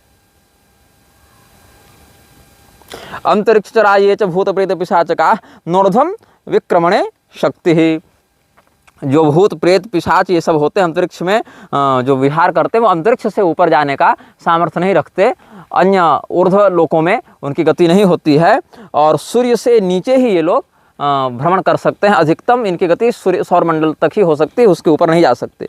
तो मांस भक्षण करने वाले विशेष प्रजाति के अपकृष्ट जो शक्तियां हैं वही पैशाचिक शक्तियां हैं, और उनसे जुड़े हुए मंत्र पश्चिमामनाय तंत्र के अधिकार में आते हैं, जहां उर्दू फारसी इत्यादि प्रयोग होता है। तो मंत्र है, कोई पैशाचिक शक्ति का आराधक उस विधान से कर लेता है, और अपने साधक को वो सब भी फल प्रदान करते हैं। अच्छा ये बताइए, जो शाबर प्रणाली के मंत्र हैं वहाँ पर चोर पकड़ने के लिए रावण का मंत्र भी होता है, कंस का मंत्र भी होता है, कुंभकर्ण का मंत्र अग्नि बुझाने के लिए होता है। ये सब साबर पद्धति के, और ये सब कामाख्या क्षेत्र में तो लोना चमारी इत्यादि के कई सारे मंत्र ऐसे ऐसे शक्तियों से भरे हुए हैं कि जो असाध्य साधन को भी प्रत्यक्ष चमत्कार से सिद्ध कर देते हैं। तो ब्रह्मांड पुराण में कहते हैं, हीना देवस्त्रिभिः पादैः गंधर्वोऽप्सरसः स्मृता, देवताओं से 1/4 शक्ति रहती है गंधर्व और अप्सराओं में। मतलब देवता अगर 100 यूनिट पर हैं तो गंधर्व और अप्सरा 25 यूनिट पर है। और गंधर्वेभ्यः स्त्रिभिः पादैः हीना गुह्यक राक्षसाः, जो गुह्यक श्रेणी के हैं और जो राक्षस हैं, गुह्यक यक्षों का भी पर्याय हो जाता है, तो वो भी गंधर्वों की अपेक्षा 1/4 ही सामर्थ्य रखते हैं। और ऐश्वर्यहीना रक्षोभ्यः पिशाचास् त्रिगुणे पुनः, और राक्षसों से जो ऐश्वर्य समृद्धि पराक्रम शक्ति इत्यादि में मात्र 1/4 हैं, ऐसे को पिशाच कहते हैं। धन रूप आयु बल इत्यादि में देवताओं की तुलना में पिशाच कहाँ पर पहुँचे? देवता से मात्र 1/4 है गंधर्वों का सामर्थ्य, गंधर्वों से 1/4 है गुह्यकों का सामर्थ्य, और उनसे भी 1/4 है मात्र पिशाचों का सामर्थ्य। तो उधर 25% पर आ गए गंधर्व, और उसको मतलब 6.25% इधर हो गए मान लीजिए, और इधर आप मान लीजिए कि 1.5, मतलब अगर देवताओं के पास 100 यूनिट का सामर्थ्य है तो ये जो पिशाच है उनके पास लगभग 1.5% का 1.5 यूनिट का सामर्थ्य है, ऐसा आप मान लीजिए। मतलब कि 1.5 पिशाच क्या करें, एक देवता से लड़ने में जो है करीब 70 पिशाच जो हैं, 60-70 पिशाच लग जाएंगे। खैर ये तो हमने कुछ विनोद में कह दिया, ये तो हास्य में हमने कह दिया, लेकिन कहने का मुख्य विषय क्या है, पैशाचिक साधनाएं भी होती हैं। हालांकि वो कल्याणकारी नहीं है, शिष्ट जनों के द्वारा उसका अनुसरण नहीं किया जाना चाहिए। तो पैशाचिक साधनाएं जो लोग करते हैं उन लोगों के लिए मंत्रों का उपदेश शिव जी ने कर दिया है परंपरा से। तो भविष्य पुराण इत्यादि में भी जहाँ पर मरुस्थलीय पैगंबरी मत को पैशाच धर्म की संज्ञा दी गई है, पैशाच मत की संज्ञा दी गई है, वहाँ पर भी यह समझना चाहिए कि जो पैशाचिक शक्तियाँ हैं अपने आराधक को तो भौतिक सुख इत्यादि दे ही देते हैं। भूत प्रेत पिशाच इत्यादि का आराधक भी, या छोटे मोटे छोड़िए, लंका में रहने वाले राक्षस जो रावण को ही अपना भगवान मानते थे और त्रिलोकेश्वर मानते थे, वो सब रावण की आराधना करते थे कि नहीं करते थे? तो रावण की कृपा से उनको भी यथेच्छ भोगैश्वरी तो मिल ही जाता था जिन राक्षसों को जो चाहिए था। तो यहाँ पर जो व्यक्ति हिरण्यकशिपु जो कहता था कि हम ही भगवान हैं, तो क्या उसकी आराधना करने वाले नहीं थे उसके प्रजाजन? तो ऐसी आसुरी पैशाचिक शक्तियाँ भी होती हैं। हालांकि आधुनिक लोग इन बातों को समझने का सामर्थ्य नहीं रखते, इसलिए अगर उन मंत्रों को गोपनीय रखा जाए या बहिष्कृत ही रखा जाए तो ज़्यादा समुचित होगा। इस भाव से हम अद्वैत विजय वैजयंती का करेंगे समर्थन कि भाई उनका जो भाव है कि भाई ऐसे मंत्रों को डालकर मूल जो हमारी मांत्रिक परंपरा है जिसमें जो पैशाचिक मत का सम्मिश्रण न किया जाए उसको विशुद्ध सांप्रदायिक रूप में रखा जाए, ये बात तो ठीक है। लेकिन कहीं कहीं ऐसे जो प्रयोग मिलते हैं उसके पीछे का कारण हमने बस स्पष्ट कर दिया। अब ये कह रहे हैं प्रश्नकर्ता एक कि गुरुजी क्या देवता अपने भक्तों पर ही नाराज होते हैं? भक्त पर क्यों नाराज होंगे भाई, ये कैसा प्रश्न है? अगर वो भक्त है और भक्ति कर रहा है तो नाराज नहीं होंगे। हाँ, अगर वह अनुशासनहीन हो गया है, असांप्रदायिक हो गया है, संप्रदाय विरुद्ध गतिविधियों में लिप्त है, देशी हो गया है, तो इसका अर्थ है कि उसकी भक्ति खंडित हो रही है, और भक्ति अगर खंडित हो रही फिर वो भक्त नहीं रहा।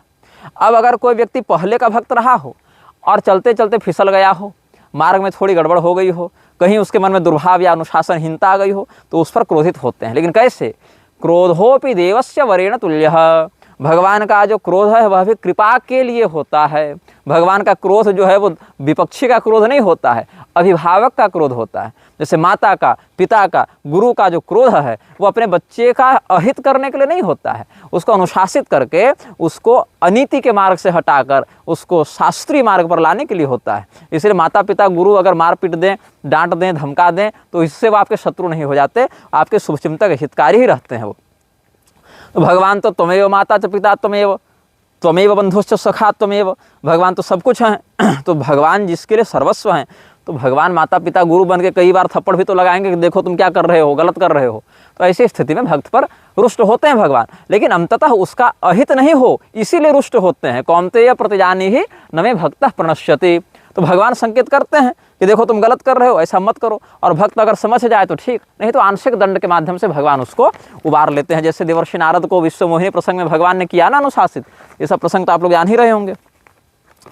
अब ये एक प्रश्न और करते हैं, गुरुजी जिस प्रकार भगवान ने भक्त प्रहलाद की रक्षा की थी, उसी प्रकार 10वें सिख गुरु गोविंद सिंह जी के बालकों की रक्षा वृक्षों से क्यों नहीं की? देखिए, भक्त प्रहलाद की भगवान ने रक्षा की। सत्यम विधातुम निज भृत्य भाषितम व्याप्तिम च सर्वे भूते स्वखिले स्वचात्मनः। या हाँ, तो यहाँ पर भगवान जो हैं, गुरु गोविंद सिंह के बच्चों ने क्या भगवान को पुकारा था कि आप हमको बचाने आइए? क्या उनके प्रारब्ध में भगवान के साथ उनका सम्मिश्रण लिखा था? जैसे देवर्षि नारद ने भविष्यवाणी की थी ना जब प्रहलाद जी गर्भ में थे, अरे इसी के लिए तो भगवान का अवतार होने जा रहा है। अथवा यह देखना पड़ेगा, अभिमन्यु का उदाहरण आप लिखिए।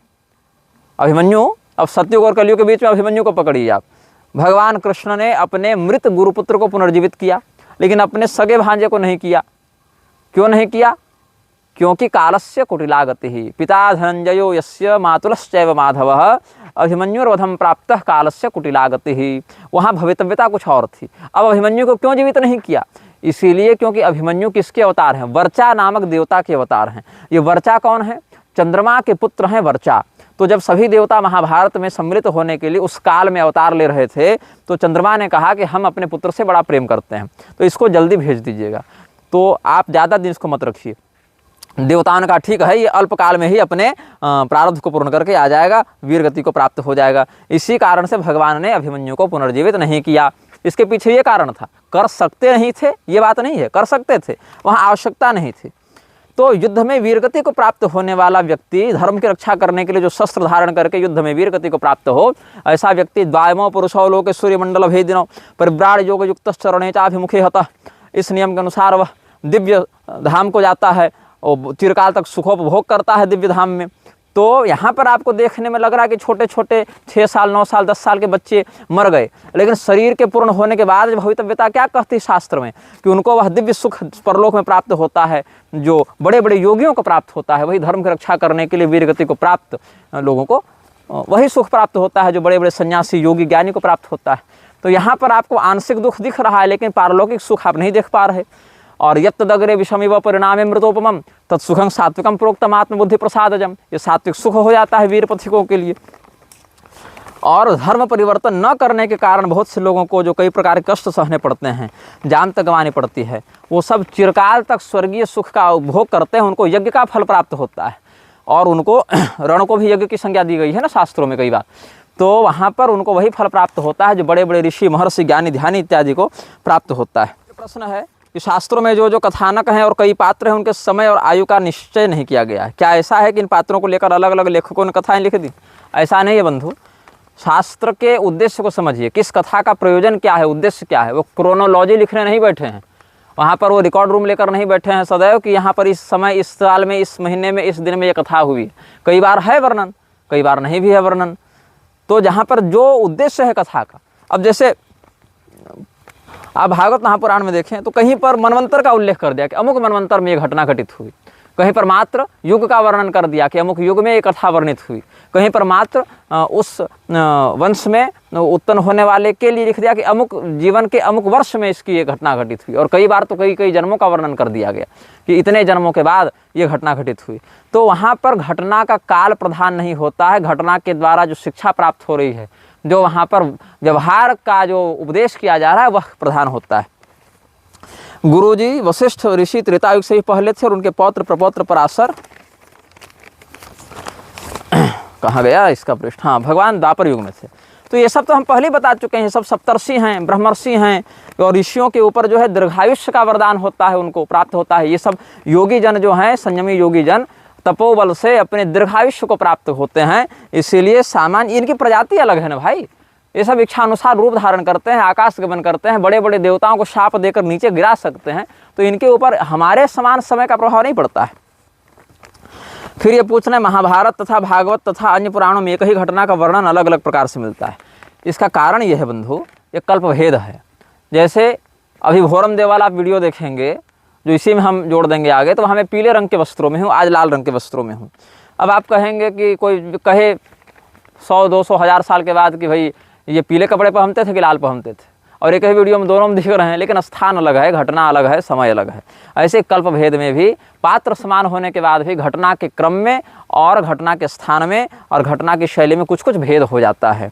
तो जैसे पाद्मकल्प की कथा कुछ और है, सारस्वत कल्प की कथा कुछ और है, अघोर कल्प की कथा कुछ और है, रथंतर कल्प की कथा कुछ और है, उग्रचंडा कल्प की कथा कुछ और है। तो ऐसे करके अनेकानेक कल्पों में अलग अलग कथाएं होती हैं। उन कथाओं के आधार पर अलग अलग ग्रंथों को निर्धारित करके लिखा जाता है।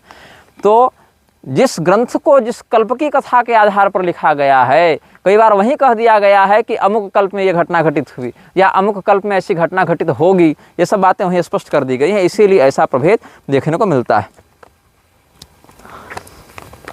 प्रश्न इनका एक और है कि भगवान ब्रह्मा जी से मनु हुए और मनु जी से ही मैथुनी सृष्टि आरंभ हुई, तो जब प्रजा नहीं थी तो मनु महाराज किस पर शासन कर रहे थे? एक मनवंतर तक मनु का पृथ्वी पर शासन रहता है, तो पृथ्वी पर इतने देश और उनके राष्ट्राध्यक्ष क्यों हैं?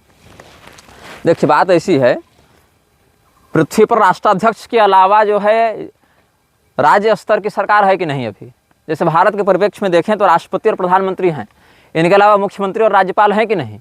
इनके अलावा जिला स्तर पर हैं कि नहीं शासक? इनके अलावा जो ग्रामीण स्तर पर पंचायत स्तर पर शासक है कि नहीं? मनु केवल पृथ्वी के शासक नहीं होते हैं बंधु, मनु पूरे मनवंतर के शासक होते हैं। मनवंतर नामक कालखंड की व्याप्ति जहाँ तक होती है वहाँ तक मनु का शासन है। और अगर आप ये कहें तो मनु स्मृति का विरोध करने वाले व्यक्तियों को मनु जी दंड क्यों नहीं दे रहे हैं? अगर हैं तो इसका कारण यह है कि मनु स्मृति के आधार पर दंड देना या न देना ये तो परलौकिक विषय हो गया। उससे उसके पालन से प्राप्त होने वाला सुख अथवा दुख का बहुत बड़ा प्रधान भाग जो है वो पारलौकिक है। और तथा प्रच्छन्न पापानाम शास्ता व्यवस्थितो यमः, इस अनुसार से जो मनु जी के भाई हैं, वो तो स्वयंभू मनु की बातें पूछ रहे हैं, लेकिन अभी के वर्तमान मनु के जो भाई हैं यमराज, वो तो शासन कर ही रहे हैं। यहाँ पर आप प्रधानमंत्री रहें चाहे आप रिक्शा चालक रहें, मरेंगे तो जरूर, और मरेंगे तो परलोक जाएंगे। और सनातन धर्म तथा पुनर्जन्म पर आस्थावान व्यक्ति यमराज के शासन को भी स्वीकार करता है। और वहाँ पर आज के जो परिवर्तनशील स्वार्थपूर्ण संविधान की बात करें वो तो लागू होता नहीं, वहाँ पर तो यमराज का ही नियम चलेगा। और यमराज स्वयं से कोई नियम बनाते नहीं, वो तो यमराज होने के साथ साथ धर्मराज भी हैं, और धर्मराज होने के नाते वो धर्म के अनुसार, धर्मशास्त्र के अनुसार ही व्यक्ति को दंड या पुरस्कार प्रदान करेंगे। तो पृथ्वी पर क्षेत्रीय शासकों के होने के बाद ही ब्रह्मांडीय शासक परिवर्तित नहीं होते हैं, और उन शासकों का संविधान भी परिवर्तित नहीं होता है। बारंबार मनु जी के ही रहते उनके पुत्र इक्ष्वाकु इत्यादि, या उधर देखें तो उत्तानपाद, प्रियव्रत इत्यादि राजा बने थे कि नहीं बने? तो जैसे मनु जी के ब्रह्मांडीय शासक होने के बाद भी उन्हीं के वंश में बहुत से अच्छे शासक भी हुए, और वेन इत्यादि कुछ दुराचारी शासक भी हो गए। तो इससे मनु जी के ब्रह्मांडीय शासन पर प्रभाव नहीं पड़ता। उनके सुकृत के कारण उनको जो पद प्राप्त है, पद से संबंधित ऐश्वर्य और भोग प्राप्त हैं, शक्तियाँ प्राप्त हैं, वो तो उनके साथ रहती हैं उस कालखंड पर्यंत। और उस कालखंड में जब वो राज करते हैं तो उनके द्वारा प्रोक्त धर्मानुशासन के आधार पर पारलौकिक श्रेय अथवा जो दंड है उसका निर्धारण यमराज इत्यादि के द्वारा किया जाता है। फिर एक प्रश्न है कि एक दृष्टि से भगवान महादेव व दक्ष प्रजापति दोनों ब्रह्मा जी से प्रकट होने के कारण भाई हैं, तब दक्ष की पुत्री सती जो एक प्रकार से भगवान महादेव की भतीजी हुई, उनमें विवाह कैसे हुआ? इसका उत्तर भी आपको मिल जाएगा जब सृष्टि व्यवस्था को आप समझेंगे। भाई बहन सीधे सीधे केवल मैथुनी सृष्टि में होते हैं, अन्य सृष्टि में नहीं होते। सांकल्पिक सृष्टि, मानसिक सृष्टि, मंथनी सृष्टि इत्यादि में उत्सर्जक का जो संकल्प है वही उन संतानों के संबंध का निर्धारण करता है। जैसे राजा द्रुपद जब यज्ञ करके अग्निकुंड से अपनी संतानों को प्रकट कर रहे थे तो उनके मन में यह भाव था कि यह संतान हमें पुत्र और पुत्री के रूप में चाहिए। तो द्रुपद जी के जो पुत्र हुए धृष्टद्युम्न और पुत्री हुई याज्ञसेनी, जिसको द्रौपदी भी कहते हैं, वो दोनों भाई बहन कहलाए। लेकिन वहीं पर यज्ञ नारायण भगवान और जो दक्षिणा देवी हैं वो जब प्रकट हुए हैं तो वहाँ पर वो पति पत्नी कहलाए, वहाँ भाई बहन नहीं कहलाए। ऐसे ही महाराज पृथु और महारानी अर्ची जो वेन के शरीर से मंथनी सृष्टि के माध्यम से उत्पन्न हुए, मैथुनी और मंथनी अलग अलग है, जब उत्पन्न हुए तो वहाँ पर भी वो पति पत्नी कहलाए, क्योंकि उनके उत्पादकों का संकल्प था कि हमें राजा और रानी चाहिए, हमें दंपति चाहिए यहाँ पर जो प्रजा का संरक्षण करें, शासन करें।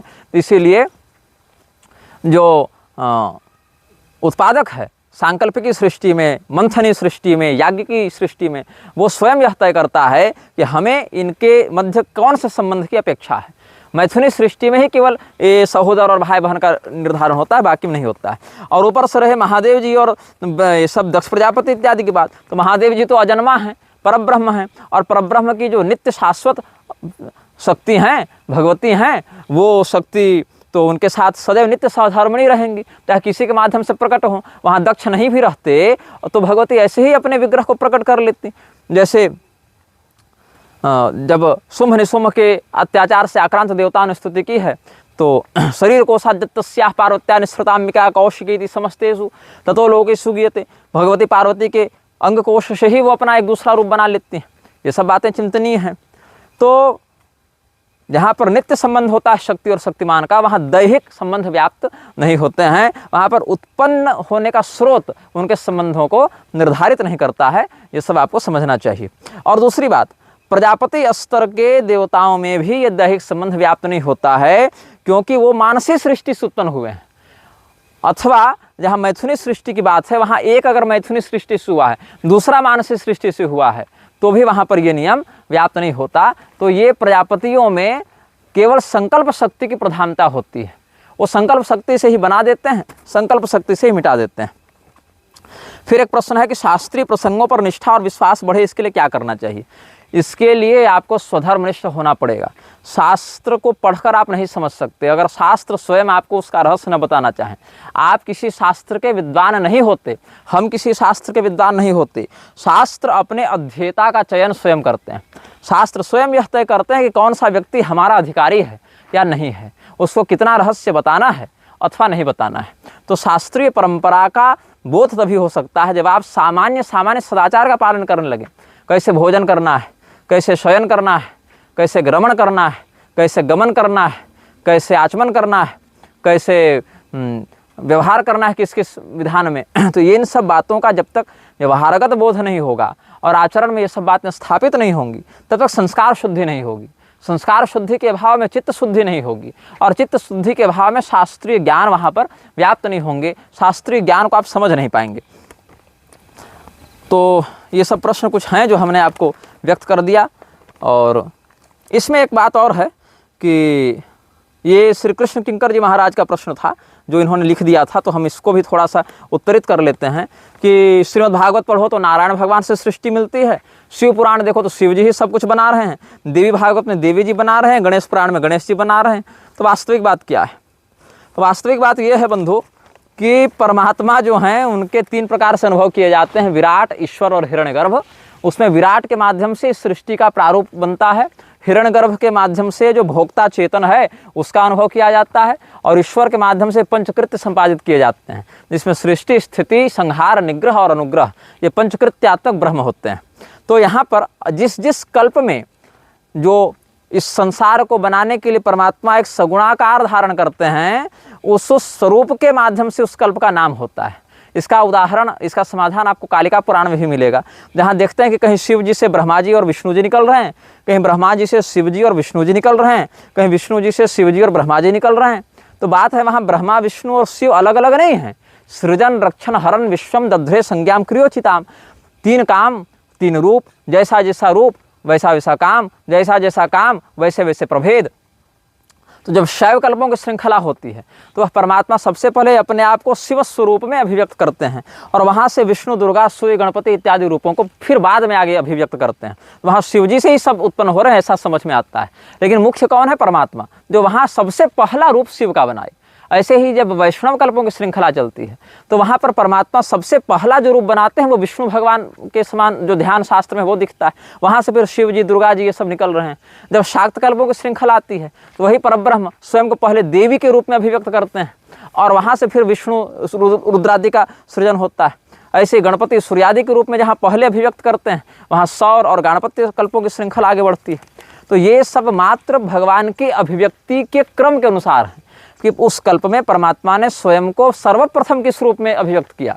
अगर सर्वप्रथम वो विष्णु के रूप में अभिव्यक्त होते हैं तो वैष्णव कल्प कहलाया और वहाँ से फिर बाकी देवताओं का उत्सर्जन विष्णु रूप के बाद हुआ। कहीं अगर शिव रूप में पहले अपने आप को अभिव्यक्त किए वो शैव कल्पों की श्रृंखला में आया, जिसका शिव संबंधी पुराणों में, तंत्रों में वर्णन मिलेगा। परमात्मा ही सब कर रहे हैं, लेकिन जिस रूप को सबसे पहले प्रकट किया, सब रूप तो उन्हीं के हैं, लेकिन जिसको सबसे पहले प्रकट किया उसी कल्प में उस रूप की प्रधानता हो गई और उस कल्प की घटनाओं का वर्णन करने वाले वो सब शिव पुराण, तो देवी भागवत, तो श्रीमद् भागवत, ये सब ग्रंथ हो गए। एक और सज्जन हैं, उन्होंने प्रश्न किया है नियोग प्रथा के विषय में। नियोग क्या है, कैसे होता है, कौन कर सकता है, इसके द्वारा उत्पन्न संतान का वर्ण क्या होता है, ये सब बातें कोई पूछ रहे थे हमसे और हमने सोचा कि इस विषय पर भी कुछ मंतव्य व्यक्त किया जाए। तो नियोग क्या है? नियोग सृष्टि की एक वैकल्पिक व्यवस्था है जिसके माध्यम से किसी व्यक्ति के लुप्त हो रहे वंश को उस व्यक्ति की सहमति या अनुरोध के आधार पर किसी अधिकृत ऋषि के द्वारा बचाने के लिए, वंश की रक्षा करने के लिए संतान को उत्पन्न किया जाए। यह नियोग का सामान्य तात्पर्य इस प्रसंग में होता है। तो नियोग कौन कर सकता है? कोई मनुष्य नियोग नहीं कर सकता, कोई सामान्य व्यक्ति चाहे वो ब्राह्मण ही क्यों न हो नियोग नहीं कर सकता। ऐसा व्यक्ति जो सृष्टि करने का सामर्थ्य रखता हो, जिसमें सृजनात्मिका शक्ति विद्यमान हो, वह व्यक्ति ही सृष्टि के अधिकार को धारण करता हुआ नियोग कर सकता है। अब इसमें वेदव्यास जी का नाम वो पूछ रहे थे जो प्रश्न करता थे। वेदव्यास जी ने विचित्र वीर्य की भार्याओं से नियोग के माध्यम से संतान उत्पन्न किया। तो कैसे किया? देखिए, सृष्टि के कई प्रकार होते हैं। उसमें जो सर्वसामान्य सृष्टि है, जो मैथुनी सृष्टि कहलाती है, जिसमें स्त्री और पुरुष के संयोग से संतान को उत्पन्न किया जाता है, जो कि एक सामान्य व्यवस्था है और हर प्रजाति के लिए लगभग ये सामान्य है। लेकिन इसके अतिरिक्त भी सृष्टि की कुछ ऐसी व्यवस्थाएं हैं जो सभी लोग नहीं कर सकते, केवल अधिकृत लोग ही कर सकते हैं। जैसे मानसी सृष्टि, ब्रह्मा जी मन के संकल्प से सृष्टि करते हैं। इस पर बहुत लोग प्रश्न करते हैं ना, नास्तिक लोग, कि ब्राह्मणों से मुखमासी इत्यादि, वो कौन सा व्यक्ति था जिसके मुंह से ब्राह्मण हो गया, हाथ से क्षत्रिय हो गया, जंघा से वैश्य हो गया, पैरों से शूद्र हो गया। तो उपहास करते हैं बहुत सारे नास्तिक कि भाई प्रसव तो दूसरे माध्यम से होता है, ये तो मुख से बच्चा हो रहा है। मुखपुत्र कहते हैं बहुत सारे लोग मूर्खता में, ब्राह्मणों को तिरस्कृत करने के लिए। तो इसमें समझना चाहिए कि मानसी सृष्टि अलग है, मैथुनी सृष्टि अलग है, सांकल्पिकी सृष्टि अलग है, मंथनी सृष्टि अलग है। तो जो मानसी सृष्टि है वो ब्रह्मा जी करते हैं। अपने मन से अत्रि, अंगिरा, पुलस्त्य, पुलह इत्यादि, नारद, दक्ष इत्यादि का निर्माण करते हैं। तो मन के संकल्प से जो सृष्टि होती है उसको मानसी सृष्टि कहते हैं। उसमें किसी स्त्री पुरुष की आवश्यकता नहीं होती, एक सर्जक और एक सृजन, इतना ही होता है उसमें। एक सृष्टि होती है मंथनी सृष्टि। मंथनी सृष्टि क्या है कि आप किसी ऐसे व्यक्ति का शव लेकर, उसके मृत शरीर को लेकर, उसके कोशिकाओं का ऐसा चैतन्य विभाजन करें कि वो एक नई संतान के रूप में प्रकट हो जाए। जैसे निमि के शरीर का मंथन करके विदेह को प्रकट किया गया, जैसे वेन के शरीर का मंथन करके महाराज पृथु और देवी अर्ची को प्रकट किया गया। ये सब मंथनी सृष्टि के उदाहरण हैं। फिर एक सृष्टि होती है जिसमें सांकल्पिकी सृष्टि होती है। उसमें संकल्प मात्र से बच्चे का जन्म होता है। उसके कई प्रकार होते हैं, बच्चा कहीं से भी हो सकता है। जैसे द्रौपदी और धृष्टद्युम्न का जो जन्म है वो यज्ञ के अग्निकुंड से हुआ है, राजा द्रुपद के यज्ञ में। जैसे हमारे जो पौराणिक सूत हैं, सूत जी महाराज का भी जन्म राजा पृथु के यज्ञ के अग्निकुंड से हुआ है। अथवा इसमें समर्थ योगी जन दिव्य विधा से छाया शरीर का निर्माण करते थे, छाया पुरुष का। जैसे भगवती सीता की छाया जो थी, छाया सीता, जिसका हरण रावण करके ले गया था, उनका प्रसंग आप देख लीजिए। छाया सती का प्रसंग दक्ष प्रजापति के यज्ञ में प्राप्त होता है।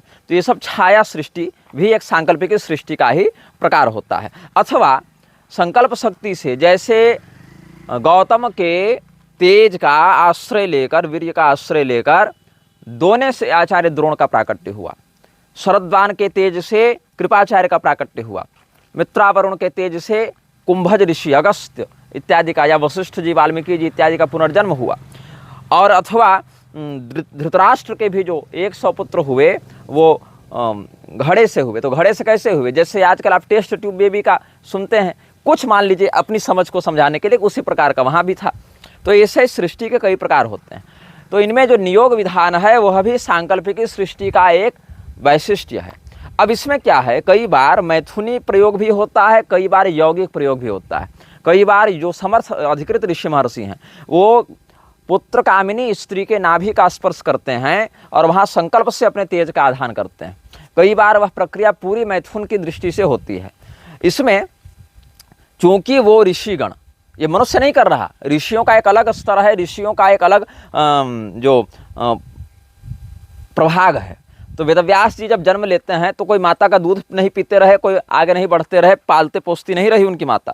जन्म लेते ही युवा हो गए और अपने जन्म के साथ ही दिव्य शक्तियों से युक्त थे, चमत्कारिक शक्तियों से युक्त थे। और उनकी जो माता थी उनको पालन पोषण नहीं करना पड़ा उनकी माता जी सीधे उनको बड़ा होते देखी और वरदान देकर अंतर्धान होते हुए देखी। तो यहाँ पर माता सत्यवती का उदाहरण आपको समझना चाहिए। उन्हीं के पुत्र जो भगवान वेदव्यास हैं वो भी नई सृष्टि करने में दक्ष हैं। विश्वामित्र जी, वशिष्ठ जी, ये सब जो सृष्टि के रचना में दक्ष ऋषि महर्षि हैं। या प्रजापति स्तर के कश्यप जी हो गए और कर्दम जी हो गए, ये सब प्रजापति स्तर के जो ऋषि महर्षि हो गए, इनमें ऐसा दोष नहीं लगता है। तो जो सांकल्पिक सृष्टि है नियोग विधान से, उसमें पुत्र का वर्ण क्या होता है? तो पुत्रास्युर मातृयोनयः, यह नियम लगता है कि वहाँ जो माता का वर्ण होगा वही वर्ण उस संतान का माना जाएगा। जैसे वशिष्ठ जी ने जब अस्मक नामक संतान को जन्म दिया मदयंती के गर्भ से, तो मदयंती सूर्यवंश की रानी थी, कलमाशपाद या सौदास नाम था राजा का, उनकी पत्नी थी। तो वो रानी जो है क्षत्रिया थी, क्षत्राणी थी। तो इसीलिए उनका जो पुत्र है वह भी क्षत्रिय ही माना गया, क्योंकि वह क्षत्रिय कुल के विस्तार के लिए जन्म दिया जा रहा था उस पुत्र को। तो ऐसा समझना चाहिए इस नियोग विधान में पुत्रास्युर मातृयोनयः।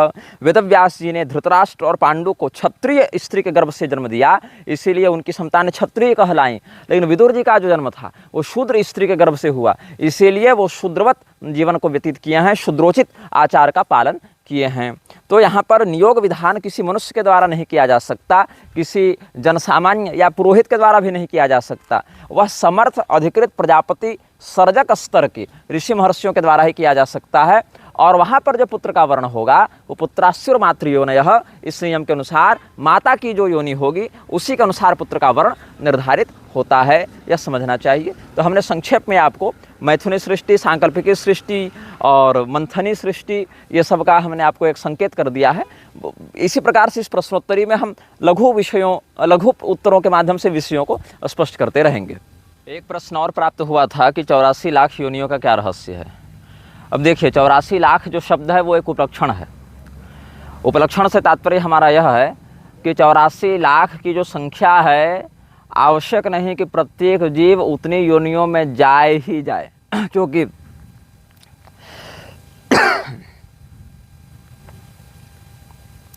एक प्रश्न और प्राप्त हुआ था कि 84 लाख योनियों का क्या रहस्य है। तो 84 लाख जो शब्द है, 84 लाख योनियों के तात्पर्य में वहाँ एक उपलक्षण है।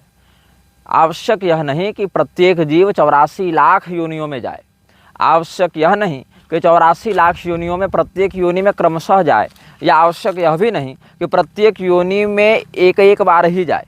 समझिए इस बात को। प्रत्येक योनि क्यों प्राप्त होती है? जाति, आयु और भोग हमें अपने पूर्वकृत कर्म विपाक के आधार पर प्राप्त होते हैं। तो उसमें यह चिंतनीय है कि किस व्यक्ति का कौन सा कर्म उसे किस योनि का कौन सा फल प्रदान कर रहा है। अब किसी व्यक्ति ने 10 जन्म कुत्ते की योनि में जाने लायक कुकर्म कर दिया तो वो 10 जन्म तक कुत्ते की योनि में रहेगा, 10 जन्म तक कुत्ते की योनि में उसको दंड भोगना पड़ेगा। और उस दंड के बाद वह जब शुद्ध होगा तब वह अपने फिर आगे के कर्मों के फल को प्राप्त करने के लिए अलग योनियों में जाएगा। तो हो सकता है कि हम पहले कुत्ता बने, फिर गधा बने, फिर घोड़ा बने, फिर हाथी बने, फिर गाय बने, फिर बंदर बने। हो सकता आप पहले बंदर बने, फिर घोड़ा बने, फिर कुत्ता बने, फिर गाय बने, फिर गधा बने। हो सकता है कि गधा की योनि में 10 जन्म बिताए, कुत्ते की योनि में 1 जन्म बिताए, घोड़े की योनि में 2 जन्म बिताए। तो 84 लाख योनियों से मात्र इतना तात्पर्य है कि व्यक्ति को, अच्छा उसमें देवता, राक्षस, पितर ये सब योनियाँ सम्मिलित हैं। पशु, पक्षी, तिर्यक, जलचर, थलचर, पूरी सृष्टि का जीव निकाय इतने प्रकार के शरीरों में अपने कर्म का फल भोगता है, इतना तात्पर्य है बस। अच्छा उसमें कुछ जैसे मनुष्य एक योनि है, मनुष्य योनि में भी ब्राह्मण हैं, क्षत्रिय हैं, वैश्य हैं, शूद्र हैं, स्त्री हैं, पुरुष हैं, नपुंसक हैं, म्लेच्छ हैं, यमत्यज हैं, बहुत प्रकार की। म्लेच्छों में भी अलग अलग देश के म्लेच्छ अलग अलग होते हैं, उनका अलग अलग वैशिष्ट्य होता है। तो ये समझना चाहिए कि केवल मनुष्य योनि कह देने मात्र से एक बात नहीं, उसके कई अवान्तर भेद होते हैं। एक घोड़े की योनि है, एक गाय की योनि है, उसमें भी अलग अलग प्रकार की प्रजातियां होती हैं। घोड़े की कौन सी नस्ल है, गाय की कौन सी प्रजाति है, तो ये नहीं कह सकते कि कौन सी योनि कितने समय तक किस जीव को व्याप्त करेगी, वो सीधे सीधे उसके वैयक्तिक कर्म पर निर्भर करता है। तो 84 लाख शब्द एक उपलक्षण है कि इतने प्रकार से जीव को इतने देहों के माध्यम से अपने सुकृत या दुष्कृत का फल प्राप्त होता है, इसीलिए 84 लाख योनियों की बात आती है। यह भी नहीं कह सकते कि पहले 84 लाख घटा 1 योनियों को प्राप्त करेगा व्यक्ति जीव, उसके बाद ही मनुष्य बनेगा, ऐसा नहीं। हो सकता है 10 जन्म ही रहने के बाद मनुष्य बन जाए अगर उसके कर्म वैसे हैं, या हो सकता है कि 84 लाख घटा 1 योनि जो है -1 कर दीजिए, उसमें उतनी योनियाँ मतलब कि 83,99,999 योनियों को बिताने के बाद ही वह मनुष्य बनेगा, इतना क्रमशः जाने के बाद, यह भी आवश्यक नहीं। हो सकता है कि इतना घूमते ही रह जाए और कभी मनुष्य न बन पाए, एक आध कल्प बीत जाए, यह भी हो सकता है अगर उसके वैसे कर्म प्रारब्ध फंसे हुए हो तो सीधे सीधे नहीं कह सकते कि कौन सा व्यक्ति कब मनुष्य बनेगा, मनुष्य में फिर कब क्या बनेगा, उसमें भी कितने समय तक रहेगा। ये हर एक व्यक्ति के लिए पर्सनल अकाउंट होता है, हर एक जीव के लिए व्यक्तिगत खाता होता है। इसका कोई सार्वकालिक सामाजिक नियम नहीं है कि इतने जन्म के बाद ही उसको यह फल प्राप्त हो जाएगा। ये प्रत्येक व्यक्ति के लिए अलग अलग निश्चित किया जाता है, अलग अलग निर्धारण किया जाता है कि कौन सा जीव कितने समय तक, किस कालखंड में, किस योनि के अंतर्गत क्या क्या सुख और क्या क्या दुख का उपभोग करेगा। इसके मध्य जो कर्म फल का विभाजन है, ये हर एक जीव के लिए वैयक्तिक होता है। इसमें कोई भी ऐसा नियम नहीं लागू कर सकते, देवताओं में भी लागू नहीं कर सकते। देवताओं में जो इस मनवंतर के इंद्र हैं और इससे पहले मनवंतर के इंद्र थे, वो समान युद्ध लड़ेंगे, समान फल भोगेंगे, समान सुख का उपभोग करेंगे, ऐसा नहीं। लोक मिल जाएगा, ऐश्वर्य मिल जाएगा, उसमें भी जो उच्चावच स्थिति है, ऊपर और नीचे का जो सुख दुखात्मक विभाग है वो समान रहेगा, ऐसा नहीं कर सकते हैं। तो 84 लाख योनियों से तात्पर्य है कि उतने प्रकार के देह उपलब्ध हैं कर्म के भोग के लिए, उनमें से जैसा जैसा कर्म रहेगा वैसे वैसे भोग जीवात्मा को प्राप्त होते रहेंगे, यही इसका तात्पर्य है। ये सब कुछ प्रश्नों के हमने उत्तर दिए हैं। और कई बार क्या होता है, जो कि आजकल एक समस्या भी हो गई है, हमको कुछ दिन पूर्व एक व्यक्ति मिले थे, अनायास मिल गए थे, ऐसे तो संपर्क करने का वो प्रयास कर ही रहे थे लेकिन मिलने का अवसर नहीं हुआ था। तो हमको वो मिले कुछ दिन पूर्व, हमने उनका परिचय पूछा, उन्होंने बताया कि मेरा ये नाम है, मैं अमुक ब्राह्मण हूँ, अमुक स्थान से आया हूँ, मार्तंड भैरव जो हैं प्रसून मिश्र वो हमको भेजे हैं यहाँ पर अमुक महाराज जी से कौल मार्ग में दीक्षा लेने के लिए। हमने कहा चलो ठीक है। तो हमने पूछा कि दक्षिण से लेंगे कि वाम से लेंगे, बोले कुछ समझ में नहीं आ रहा किससे लें। अब बताओ भैया, अगर पहले समझ में नहीं आएगा तो आगे प्रवृत्ति बनेगी कैसे। दक्षिण, वाम और मिश्रित तीनों बातें हैं, फिर प्रत्येक में सात्विक राजस तामस ये तीनों बातें हैं, तो 3 तिया 9 हो गए। तो नवविध मार्गों में किसी एक पर ही निष्ठा रख के आप आगे बढ़ सकते हैं। नवों में हम ही आ जावें, वाम वाला कहे कि नहीं सब केवल प्रत्यक्ष मकार से करो तो भी संभव नहीं, दक्षिण वाला कहे कि पूरी दुनिया अनुकल्प से ही चले, यह भी संभव नहीं। तो 9 में से आप किसी एक में निष्ठा रख के ही आगे बढ़ेंगे। और अगर गुरु की प्रवृत्ति वाम में है और शिष्य की दक्षिण में है तो भी टकराहट हो जाएगी, शिष्य की वाम में है गुरु की दक्षिण में है तो भी टकराहट हो जाएगी। तो गुरु और शिष्य की प्रवृत्ति समान में हो तभी वो गतिमान हो सकते हैं, असमान में हो जावे तो साधना मार्ग विखंडित होता है। तो अब क्या होता है, गुरु जी जो कह दिए उसको मान तो लेता है शिष्य मुँह पर, और पीछे उसको साधना प्रयोग में बड़ी विडंबना होती है। तो सबसे पहले तो समान प्रवृत्ति वाले गुरु का चयन करना चाहिए। अगर असमान प्रवृत्ति वाला गुरु मिल भी जावे तो उनसे कृपा करके अपने ऊपर यह अनुग्रह करने के लिए निवेदन करना चाहिए कि हमारी प्रवृत्ति वैसी नहीं बन रही, आप हमको इधर कीजिए। और जिन बातों का प्रयोग करके व्यक्ति को निवृत्त होने का उपदेश दिया गया है, यदि आप पहले से उन विषयों में निवृत्त हैं मांस मद्यादि के प्रति, तो निवृत्त होने के बाद पुनः प्रवृत्त होने का औचित्य भी हमको समुचित नहीं लगता। जिन मार्गों का उपदेश ही निवृत्ति का बोध कराने के लिए है, उनमें अगर स्वाभाविक निवृत्ति आपकी हो चुकी है तो फिर आप पुनः प्रवृत्त होकर निवृत्त हों, ये समुचित नहीं है। तो बहुत कुछ ऐसी बातें हैं जो कि साधनात्मक अनुभव में लोग बताते हैं, समस्याएं आती हैं, विडंबनाएं आती हैं। शाक्ताभिषिक्त होने के बाद वो हमको मैसेज किए कि आपसे जल्दी मिलना है, हम तो वाम से दीक्षित हो गए, हमारी प्रवृत्ति नहीं बन रही है। तो फिर हम मिले थे कल शाम को उनसे, कुछ हमने अपना मार्गदर्शन दिया है और कहा कि या तो गुरु के अनुकूल प्रवृत्ति बनाएं, या तो गुरु जी को कहें कि आपके अनुकूल अनुकल्पादि का अधिकार आपको दे दें। तो प्रवृत्ति दोनों की समान हो या निवृत्ति दोनों की समान हो, तभी मार्ग आगे बढ़ता है, नहीं तो बहुत विडंबना है। और हम अब सूर्यास्त का समय हो गया है, तो आप सबों से विदा लेंगे। श्रीमन्नारायण हर हर महादेव, नमः चंडिकाय।